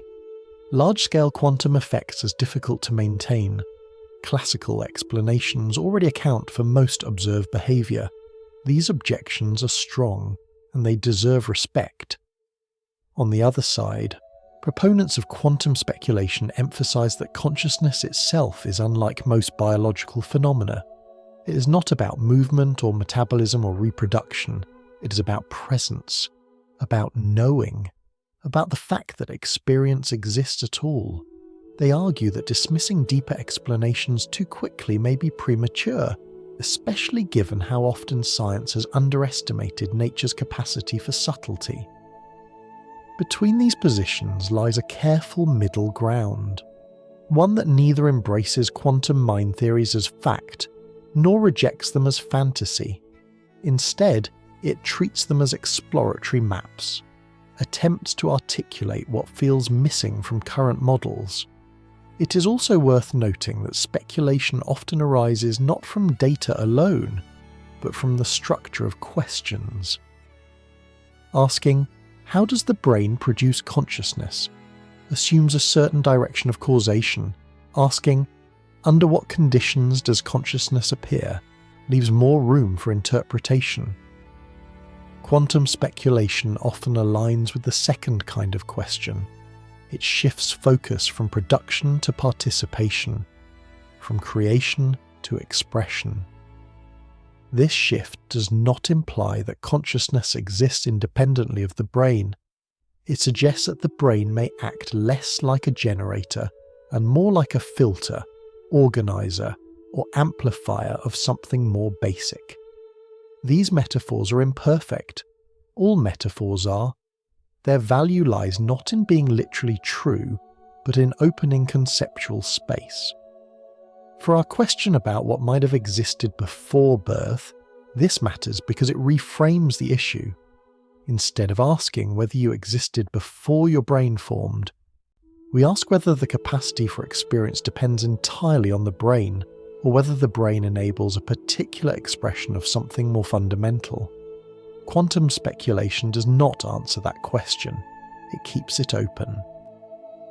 As you listen, notice how little is being demanded of you. No belief is required. No conclusion is being smuggled in. The goal is not to persuade, but to understand why certain ideas persist even under scrutiny. They persist because consciousness itself persists as a question. As the day fades and thoughts slow, it can be comforting to recognize that not all mysteries are meant to be solved quickly. Some exist to keep inquiry honest. Some remind us that explanation has limits. In the next session, we will look at one of the most well-known and debated attempts to give quantum speculation a concrete form. It is a theory that has attracted both fascination and fierce criticism, precisely because it dares to connect the deepest puzzles of mind with the deepest puzzles of physics.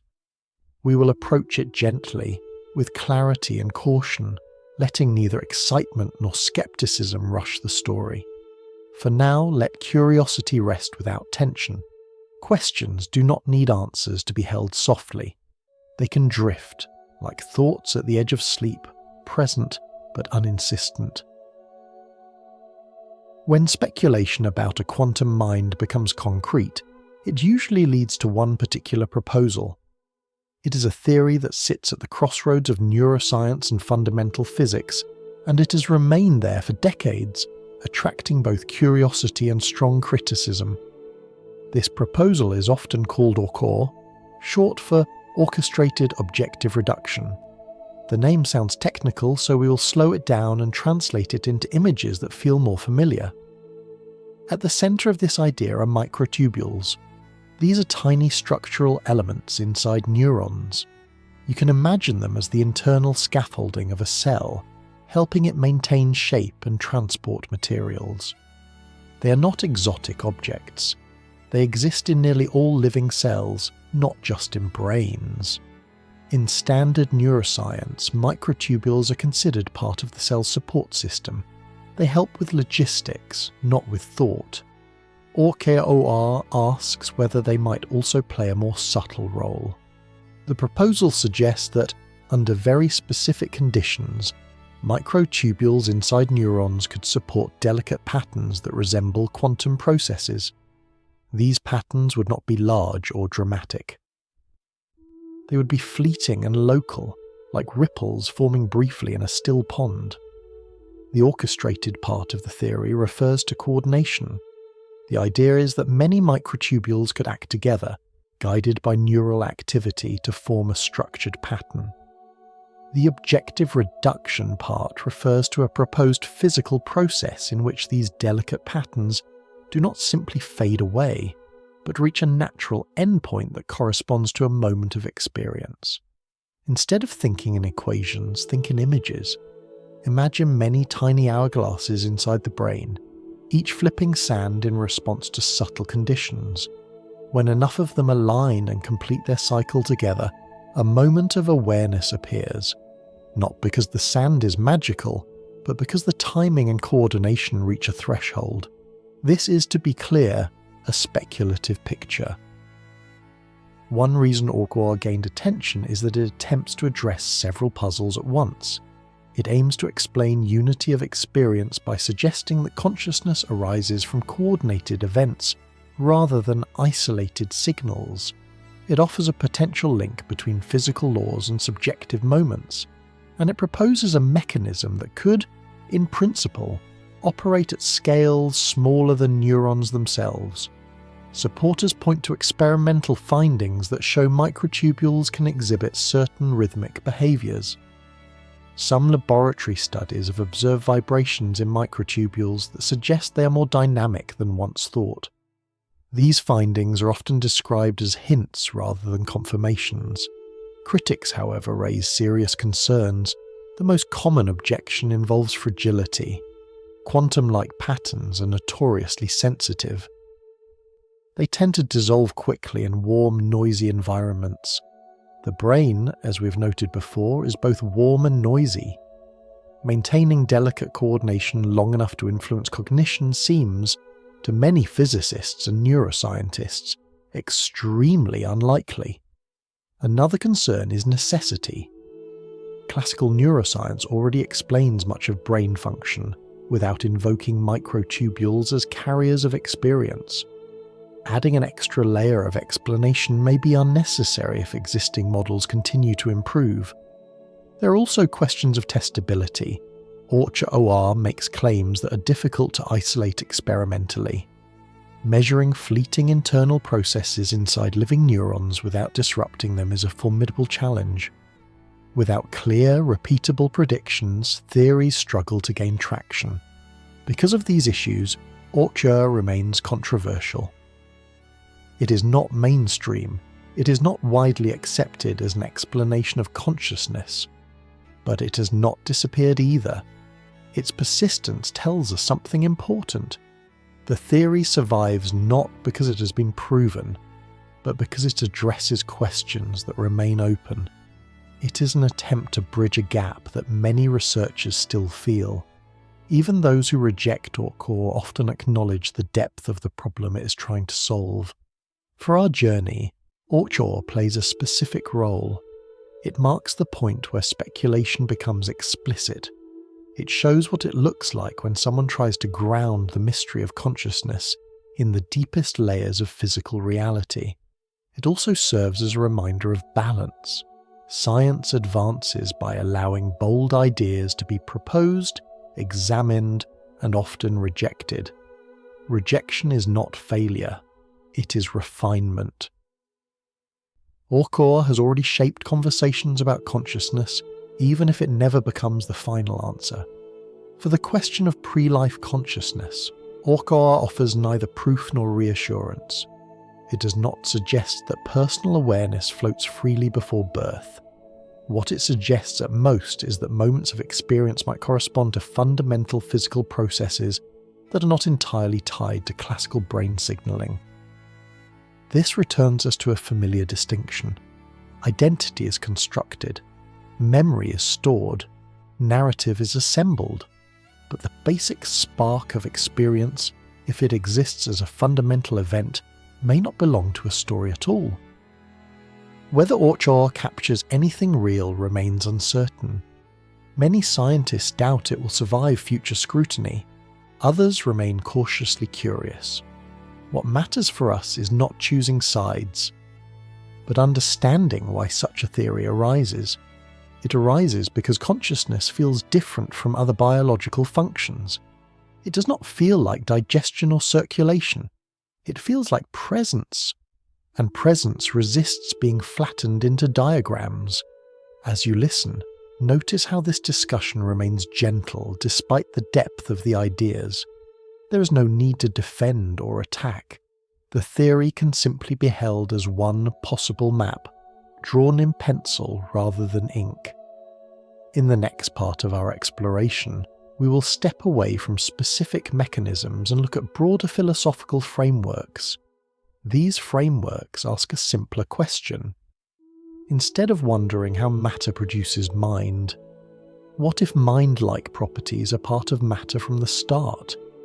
This shift does not abandon science, it reframes the mystery. For now, allow the image of those tiny internal scaffolds to drift away. Whether or not they carry awareness, they remind us of something humbling. The brain is layered with structures we're still learning to understand. Consciousness may emerge from places we do not yet know how to see clearly, and that uncertainty, held softly, can be surprisingly restful. Up to now, we have explored how consciousness might arise, how it behaves at the edges, and how deeply some thinkers are willing to search for its physical roots. Now we arrive at a question that changes the tone of the conversation. It is quieter, simpler, and somehow more unsettling than all the rest. Why does experience feel like anything at all? This question is often called the hard problem of consciousness, not because it is unsolvable, but because it is different in kind from most scientific problems. It does not ask how fast something happens, or where it happens, or which parts are involved. It asks why the whole process is accompanied by inner life. You can describe a process in extraordinary detail. You can explain how light enters the eye, how signals travel along nerves, how the brain distinguishes colours, and how language labels those colours. You can do all of this without ever touching the feeling of seeing red. The description is complete, and yet something essential seems to be missing. A familiar way to approach this is through a simple thought experiment. Imagine a perfect map of the brain. Every connection is charted, every signal is measured. The map predicts behaviour flawlessly. Now ask where, on that map, the taste of chocolate appears.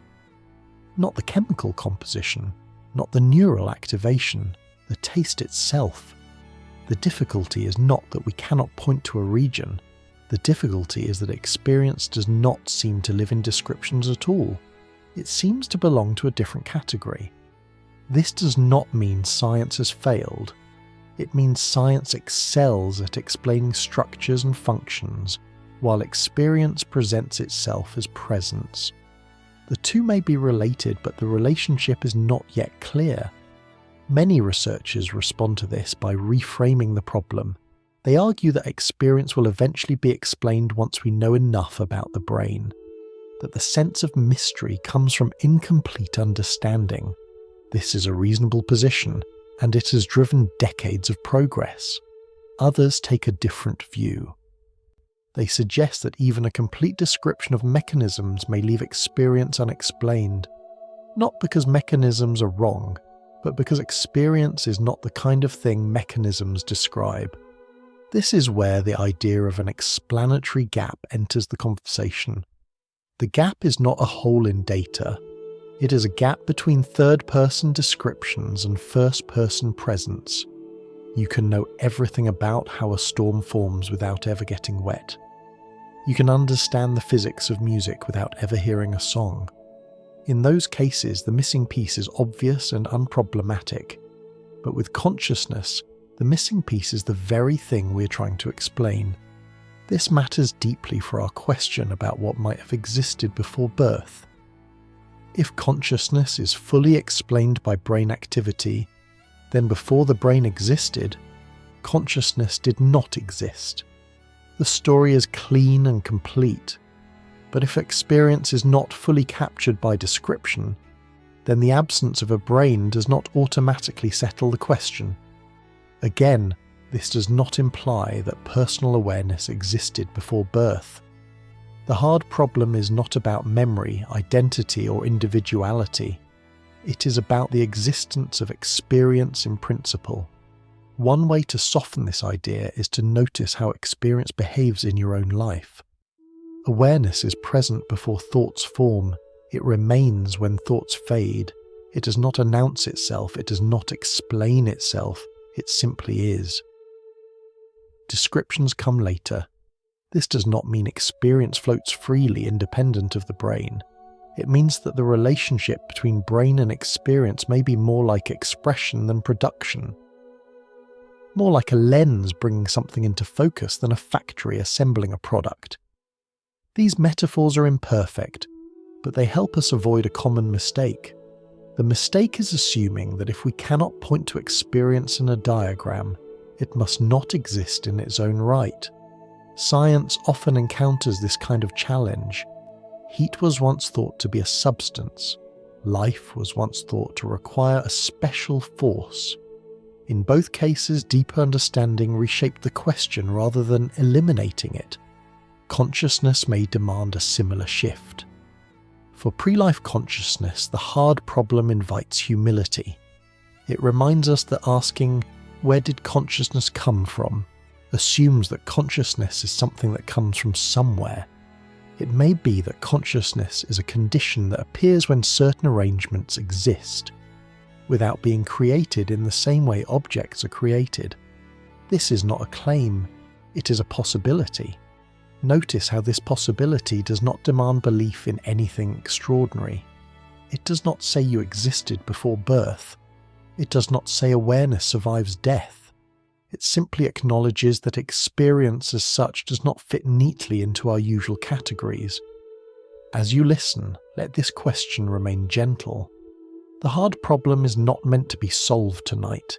It is meant to be noticed. You might notice that when you stop trying to explain experience, it becomes more vivid. Sounds feel clearer, sensations feel more immediate, awareness feels closer than any theory about it. This is not a trick, it is a reminder. Descriptions are useful. They guide medicine, technology, and science, but they are not the same as what they describe. Consciousness is the one thing we cannot step outside of in order to study it. We are always already inside it. That makes it unique. In the next session, we will explore one philosophical response to this uniqueness. Instead of asking how matter produces mind, it asks whether mind-like properties might be part of matter from the beginning. This idea is old, controversial, and surprisingly resilient. We will approach it carefully, without mysticism and without dismissal. For now, allow the question to settle, not as a problem to be solved, but as a space to rest in. Experience does not require explanation to be present, it requires only attention. As your thoughts slow, awareness remains, quiet, unexplained, and unmistakably here. After sitting with the hard problem, it becomes easier to understand why some thinkers take a very different turn. Instead of asking how consciousness suddenly appears in complex brains, they ask a quieter question. What if consciousness, or something like it, was never truly absent in the first place? This idea is known as panpsychism. The word itself sounds heavy, but the intuition behind it is surprisingly simple. Rather than treating consciousness as something produced only at the highest levels of complexity, panpsychism treats mind-like properties as basic features of reality, present in some minimal form wherever matter exists. This does not mean that rocks think, trees plan, or electrons have opinions. That is misunderstanding that often arises when the idea is presented too quickly. Panpsychism does not claim that everything is conscious in the way humans are conscious. It claims something much softer. It suggests that the capacity for experience, at its most basic level, may be woven into the fabric of the world. A helpful comparison comes from physics. Consider properties like mass or electrical charge. These are not assembled later by complex systems, they are fundamental. When matter exists, these properties come with it. Panpsychism asks whether experience might belong to this category. Not rich experience, not personal awareness, but a very simple form of being like something, rather than nothing at all. If this were true, consciousness would not need to be created from scratch when brains appear.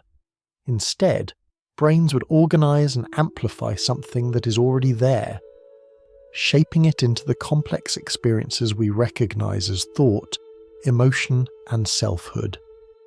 This idea feels strange at first because we are used to equating consciousness with intelligence, language, and personality. But those are late additions. As we've seen, identity and narrative depend on memory and integration. Panpsychism focuses on something more primitive than identity. It focuses on raw presence. Think of it like light.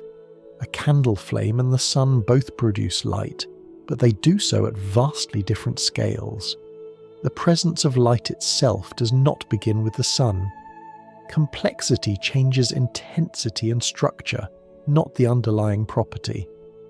From this perspective, asking whether consciousness existed before birth becomes less dramatic. The question shifts. It is no longer about whether you existed. It is about whether the basic capacity for experience depends entirely on brains, or whether brains are places where that capacity becomes richly organized. Panpsychism also offers a way to address the hard problem without denying neuroscience. It does not argue that brain processes are irrelevant. It argues that brain processes explain how experience is shaped, not that experience exists. This distinction matters.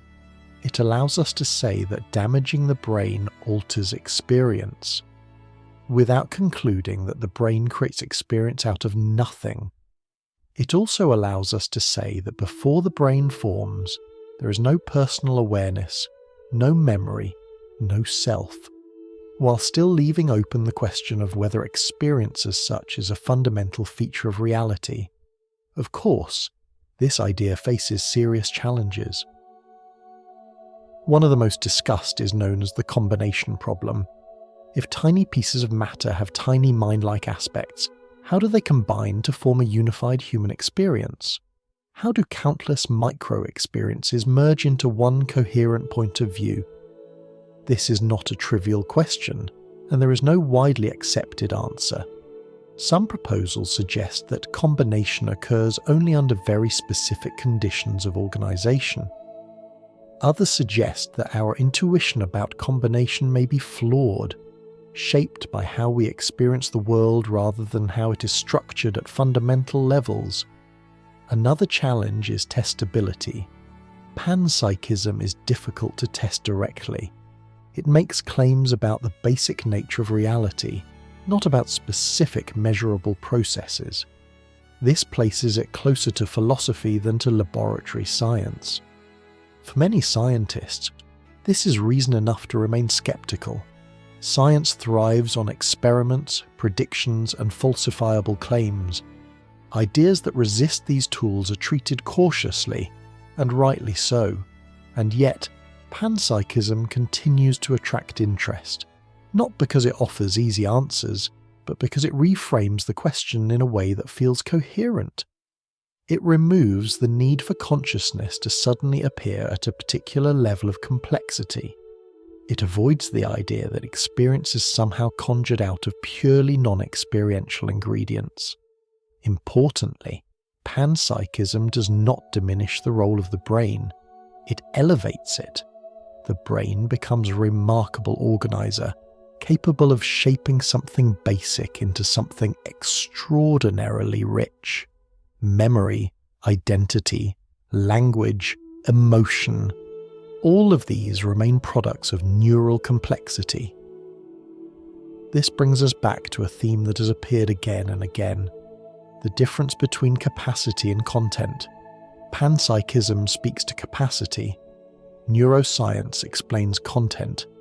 The two need not be in conflict. When we apply this to pre-life consciousness, the implications are gentle rather than radical. There is no suggestion that you are waiting somewhere, aware and complete before your birth. There is no suggestion of hidden memories or personal survival. What is suggested at most is that the raw potential for experience may not depend on being born. Before birth, there is no story, no name, no identity. Just as in deep sleep or anesthesia, memory and narrative are absent. Asking why we do not remember before birth may be like asking why we do not remember the first moments after falling asleep. The absence of memory tells us about memory, not about the underlying capacity. As you listen, notice how this idea lands. It does not demand belief. It does not ask you to adopt a worldview. It simply offers a way of thinking that removes some of the sharp edges from the question. Instead of asking, how could consciousness possibly exist before a brain? We ask, what does it mean for experience to exist at all? That shift alone can feel relieving. In the next session, we will explore another framework that stays closer to neuroscience, while still engaging with deep questions. It focuses not on what consciousness is made of, but on how tightly a system becomes one unified whole. For now, let panpsychism remain what it is meant to be here. Not a doctrine, not conclusion, but a soft philosophical lens. One that allows the mystery of awareness to feel less abrupt, less accidental, and more gently embedded in the world. As your thoughts slow, awareness remains uncomplicated. No theory is required to sustain it. It is simply present, quietly, without asking where it came from. After exploring panpsychism, we now turn to a framework that stays closer to neuroscience, while still addressing the deep question of experience. This framework does not begin by asking what consciousness is made of. Instead, it asks how a system becomes a single, unified whole. This approach is known as integrated information theory, often shortened to IIT. Rather than thinking of consciousness as a substance or a spark, IIT treats it as a property of organization. Consciousness, in this view, is about how tightly a system's parts are bound together into one inseparable process. To understand the intuition, imagine a group of people standing in a room. Each person hums their own tune, unaware of the others. Sound fills the space, but there is no song. Now imagine the same group listening to one another, adjusting pitch and rhythm, and singing together. Suddenly something new appears, not just more sound, but music. The difference is not the number of voices, it is the degree of coordination. IIT suggests that consciousness works in a similar way. A system is conscious to the extent that its parts are integrated, meaning they influence one another so strongly that they cannot be separated without losing the whole. The more the system functions as a single entity rather than a collection of independent pieces, the richer the experience. To describe this idea formally, IIT introduces a quantity with a Greek letter name. Rather than focusing on the symbol itself, we can treat it as a label for something intuitive, the degree of integrated wholeness in a system. High integration means the system acts as one. Low integration means it falls apart into fragments.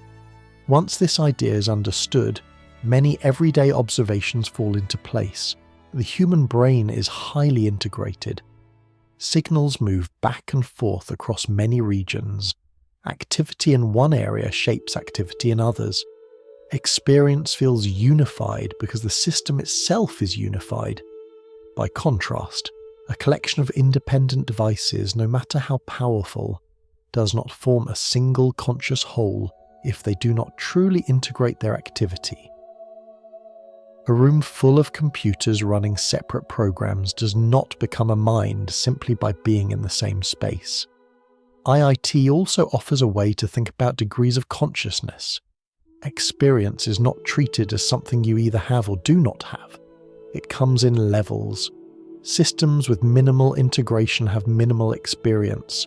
Systems with rich integration have richer experience. This helps explain why consciousness changes with brain state. During deep sleep, integration drops. Communication between regions weakens. Experience fades or becomes fragmented. During waking life, integration increases and experience becomes vivid and stable. Anesthesia fits neatly into this picture. Many anesthetics reduce the brain's ability to integrate information across regions. Activity may still occur locally, but the system no longer functions as a unified whole. As integration drops below a certain threshold, experience disappears from report. What makes IIT especially interesting for our broader question is that it does not tie consciousness to a specific substance or species. It ties it to organization. This means that, in principle, any system with sufficient integration could have some form of experience, not human experience, not personal awareness, but something minimal, something unified rather than scattered. This idea can feel unsettling at first. It challenges our instinct to place consciousness exclusively inside human brains. But when softened, it becomes less radical. It simply says that experience depends on how a system is put together, not on what it is made of. For the question of pre-life consciousness, ET offers a careful middle path. On one hand, it does not support the idea that you existed before birth in any personal sense. Before the brain formed, there was no highly integrated system capable of supporting identity, memory, or narrative. There was no you. On the other hand, IIT suggests that consciousness does not appear out of nowhere. It arises when integration crosses certain thresholds. This makes the boundary between non-conscious and conscious systems less absolute and more gradual. This echoes what we saw earlier in development. Awareness may grow as integration grows, rather than switching on at a single moment. Before birth, integration is limited. After birth, it increases. Experience deepens accordingly. IIT also resonates with the hard problem, without claiming to solve it completely. By tying consciousness to integrated organization, it explains why experience feels unified. But it does not fully explain why integration should feel like anything at all. That question remains open. Supporters of IIT see this as a strength rather than a weakness. The theory is explicit about what it does and does not explain. It offers a principled way to connect physical organization with phenomenological unity, while acknowledging that explanation has limits. Critics raise important concerns as well. Measuring integration precisely is extremely difficult. Applying the theory to real brains requires approximations. There are debates about whether the theory assigns consciousness to systems we intuitively believe should not have it. These debates are ongoing, and they are part of healthy scientific discourse. For our journey, the value of IIT lies in how it reframes the mystery. Instead of asking where consciousness came from, it asks what kinds of organization make experience possible. Instead of focusing on origins in time, it focuses on structure in the present. This shift changes how we think about before. If consciousness depends on integration, then before birth is not a time when consciousness was hidden somewhere else. It is a time when the conditions for integrated experience were not yet in place. The capacity was unrealized, not absent in principle. As you listen, notice how this perspective feels calmer than questions of survival or pre-existence. It does not require imagining a self floating through time. It simply invites attention to how wholeness arises. In everyday life, you can feel integration strengthening and weakening. When you're absorbed in a task, experience feels unified. When you're distracted or exhausted, it fragments. These shifts are not metaphysical, they are structural, and yet they shape everything you experience. In the next part of our exploration, we'll step back from structure and return to something you know intimately: time. We will look at how experience relates to the flow of time and how unusual states can loosen our sense of past, present, and future. For now, let the image of the choir linger. Many voices listening to one another, forming something that cannot be reduced to any single sound. Consciousness, in this view, is not a thing added to the system. It is what the system becomes when it truly acts as one. We often speak about time as if it were a simple river. It flows from past to present to future, carrying everything along with it at a steady pace. This image is so familiar that it feels unquestionable, and yet, when we look closely at our own experience, time rarely behaves so politely. There are moments when hours disappear without notice. Other moments stretch so long they seem to unfold outside the clock altogether. In dreams, entire stories can bloom in what may be only a few minutes of sleep. In meditation, the sense of time can soften until it barely feels relevant. In moments of crisis, people often report that everything slows down, as if the world were giving them extra space to see. These shifts tell us something important. Time, as experienced, is not the same as time measured. The brain does not experience time as a constant stream. It assembles time from memory, anticipation, and attention. When attention narrows or expands, time seems to follow. When memory is disrupted, time loses its structure. This is why the passage of time feels so different when you're bored, absorbed, afraid, or at peace. Near-death experience reports often include a striking version of this phenomenon. Many people describe a life review, not as a sequence of memories playing one by one, but as a kind of simultaneous presence.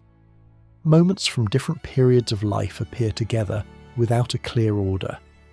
The emphasis is not on chronology, but on meaning. It is important to be careful here. These reports are not evidence that time itself collapses or reverses. They're reports of how experience can reorganize under extreme conditions. The brain, when pushed beyond its usual limits, may no longer construct time in its familiar linear way. This matters because it gently loosens one of our strongest assumptions. We tend to imagine that if something existed before, it must have existed earlier along a straight timeline. But experience itself does not always obey that structure.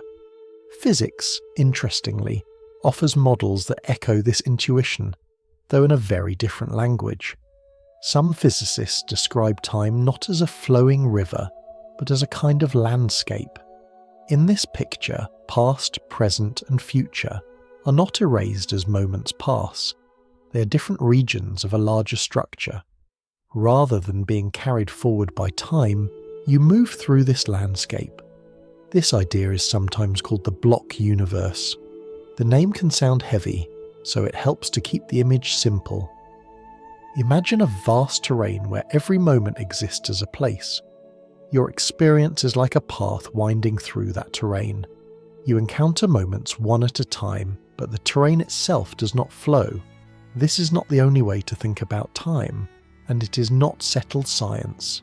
It is one model among others. What makes it useful for us is not whether it is ultimately correct, but how it helps us reframe intuition. If time is more like a landscape than a river, then the idea of before becomes less absolute.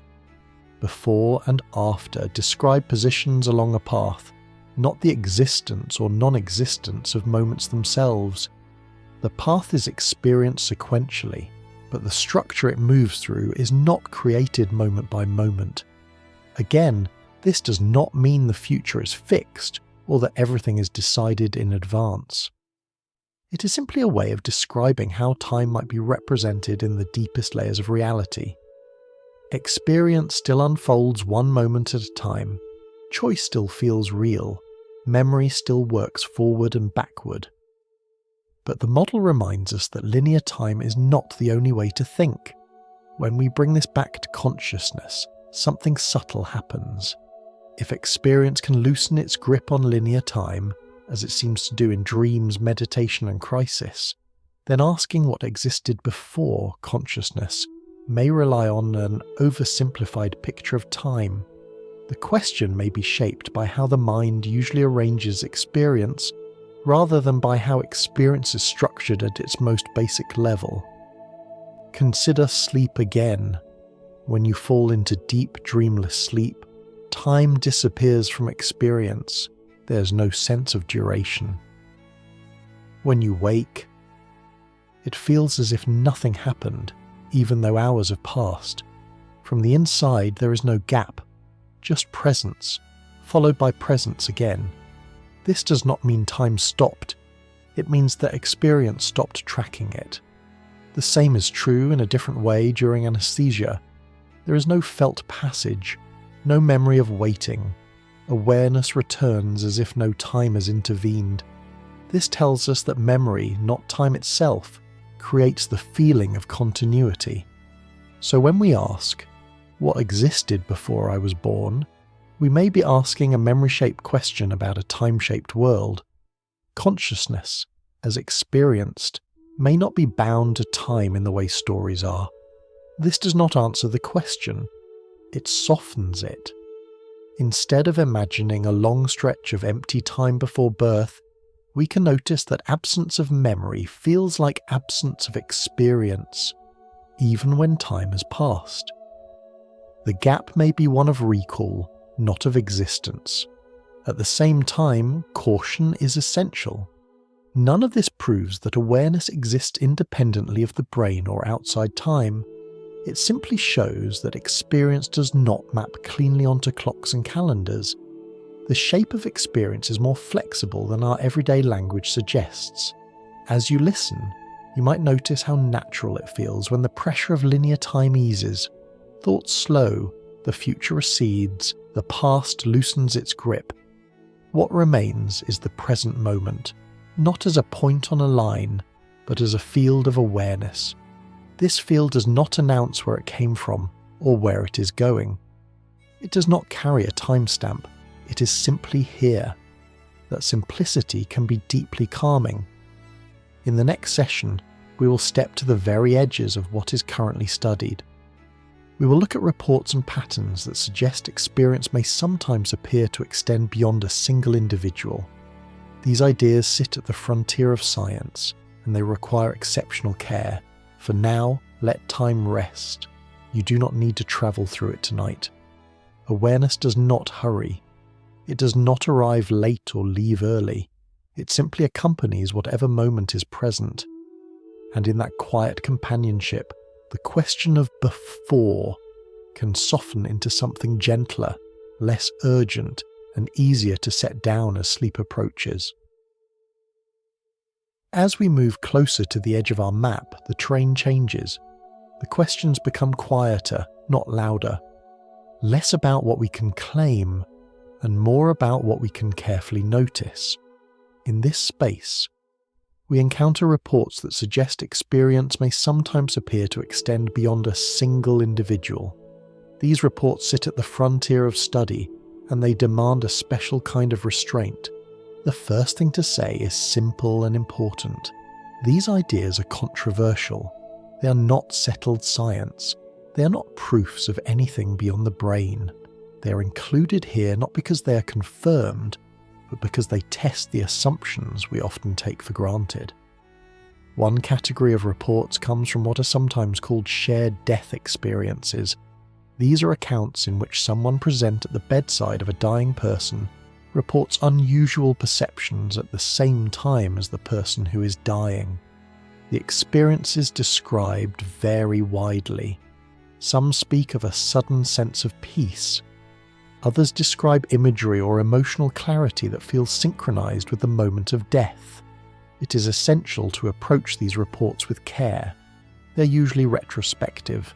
They occur in emotionally charged situations. Grief, expectation, and meaning-making all shape memory. None of this diminishes the sincerity of the people involved, but it does limit what can be inferred. Another category includes anomalous shared experiences more broadly. These involve moments when two or more people report similar impressions without an obvious sensory cause. They may describe sudden emotions, thoughts, or sensations that appear to coincide across individuals.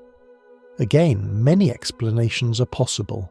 Human beings are highly sensitive to context and suggestion. We are skilled at finding patterns, especially under stress or emotional intensity.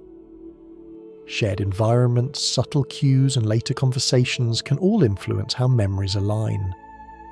A more formal attempt to study collective effects appears in projects that examine whether large-scale events correlate with subtle changes in physical systems. One example often mentioned involves networks of random number generators monitored during moments of global attention, such as major disasters or celebrations. Some researchers have reported small statistical deviations during such events. Others argue that these findings can be explained by data selection, publication bias, or chance fluctuations. Replication has been difficult. Interpretations remain contested. This is a good moment to slow down. Statistics can suggest patterns, but they do not speak for themselves. Large data sets invite interpretation, and interpretation is shaped by expectation. When many analyses are performed, some will appear significant by chance alone. Careful controls and independent replication are essential, and even then, conclusions must remain tentative. Another idea sometimes mentioned in these discussions is morphic resonance. Proposed as a way to explain how patterns might repeat or spread without direct contact, this idea is explicitly controversial and remains outside mainstream science. It is mentioned here not as an explanation to adopt, but as an example of how far thinkers have gone in trying to articulate these edge phenomena. What unites all of these cases is not evidence for a shared mind, but a reminder of how difficult measurement becomes when experience intersects with emotion, expectation, and meaning. Human experience does not unfold in isolation. We are social beings. Our brains are shaped by others. Our attention aligns during shared events. Our emotions resonate in groups.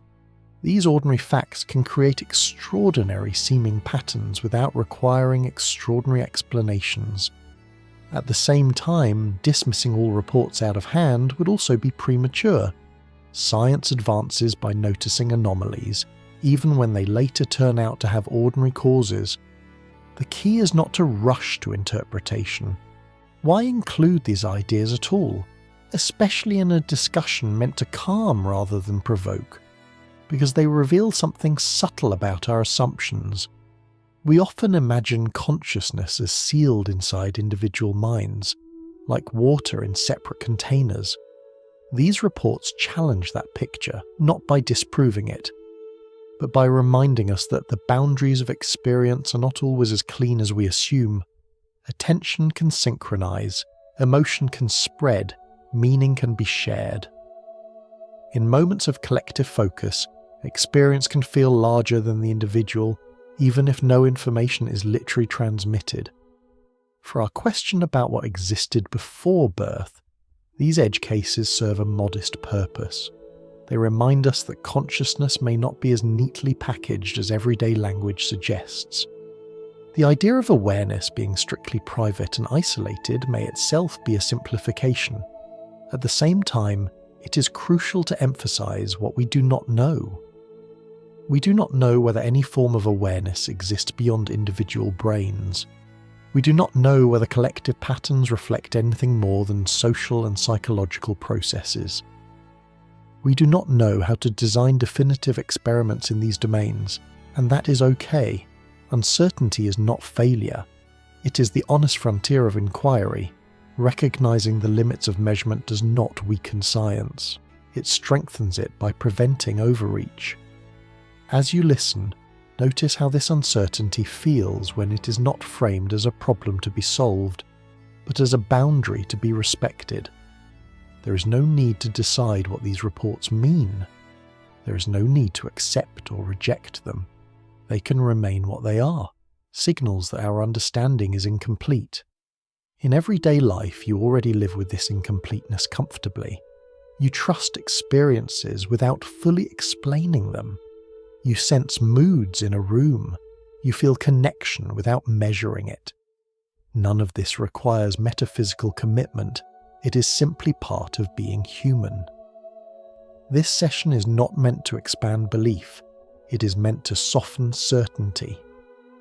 As we prepare to close our journey, the lesson here is gentle.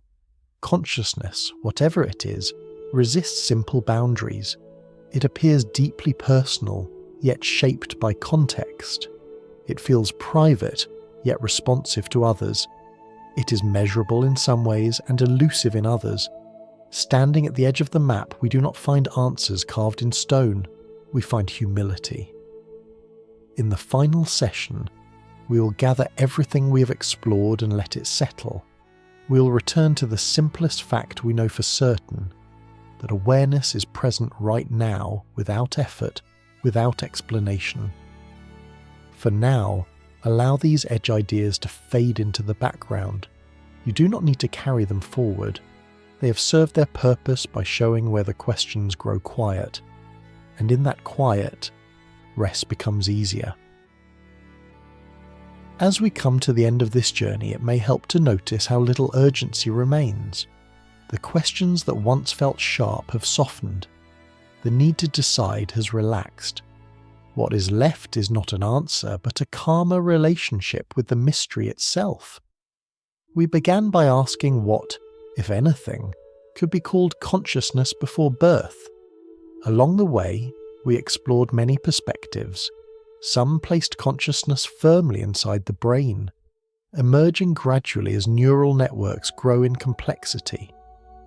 Others suggested that awareness might be tied to deeper principles of organization, or even to the fabric of reality itself. Still others invited us to consider experience as something shaped by time, memory, and integration, rather than by simple on-off switches. What we did not find was a single, settled conclusion, and that is not a flaw. Across neuroscience, physics, and philosophy, there is no consensus on the ultimate nature of consciousness. Evidence is partial, interpretations vary. Some findings invite curiosity, others invite restraint. Taken together, they form a spectrum rather than a verdict. On one end of that spectrum lies the emergent view. In this picture, consciousness arises when biological systems reach a certain level of organization. Before birth, the conditions for experience are not yet present. After birth, awareness gradually unfolds. There is no need to imagine awareness existing elsewhere. The mystery is how complexity becomes experience, not where experience waited. On the other end of the spectrum lie views that treat consciousness as more fundamental. These perspectives suggest that awareness may not be created by brains in the same way heat is created by fire. Instead, brains may shape, focus, or organize something that is already possible at a deeper level. In this view, before birth does not mean absolute absence. It means the absence of a personal form. Between these poles are careful middle paths, theories that emphasize integration rather than substance, models that question whether time itself behaves as we intuitively imagine, observations that show how easily experience can dissolve and return without leaving a trace of memory. None of these perspectives on their own settle the question, but together they do something quieter. They loosen the grip of certainty. This brings us back to the doorway we used at the very beginning: sleep. Every night, awareness changes shape. As you fall asleep, thoughts fade, images soften, the sense of being someone in a story gradually dissolves. In deep sleep, there may be no experience at all that you can later remember. And yet, in the morning, awareness returns without effort. There is no sense of having travelled through time, no memory of waiting, just presence again. This simple fact holds an important lesson. Awareness and memory are not the same thing. The absence of memory does not necessarily feel like the absence of existence. From the inside, deep sleep does not feel like nothingness. It feels like no report at all. And when awareness returns, it does not announce where it has been. In this way, sleep offers a gentle analogy for the larger question. Before birth may not be a vast stretch of darkness. It may simply be the absence of personal memory, identity, and narrative. What that absence means at a deeper level remains unknown, and perhaps it is meant to remain that way. Instead of trying to solve the mystery, we can rest closer to it. We can notice the simple fact that awareness is present now, not as a theory, not as a belief, but as direct experience. Right now, there is knowing. You do not have to manufacture it. You do not have to hold on to it. It is simply there, quietly accompanying whatever thoughts or sensations happen to pass through. When thoughts slow, it remains. When attention drifts, it remains. When the story of me softens, it remains. This knowing does not carry a label. It does not explain itself. It does not insist on answers about beginnings or endings. It is the nearest mystery. Science may one day explain more about how awareness arises, how it changes, and how it relates to the physical world. Or it may always leave some questions open. Either way, the presence of awareness here and now does not depend on explanation. And that can be deeply reassuring. As this exploration comes to a close, there is nothing you need to conclude, no belief to adopt, no theory to defend. You can let the ideas drift away, like thoughts before sleep, knowing they have already done their work. If anything remains, let it be a sense of gentleness toward the unknown, a recognition that not knowing does not mean emptiness, it simply means openness. So as you settle into rest, you might notice the same awareness that greets you every morning and every night. Quiet, unannounced, unconcerned with time, whether before birth, after sleep, or in this moment right now. It does not ask to be understood. It only asks to be noticed. And with that, our journey ends, not with an answer, but with a soft place to rest.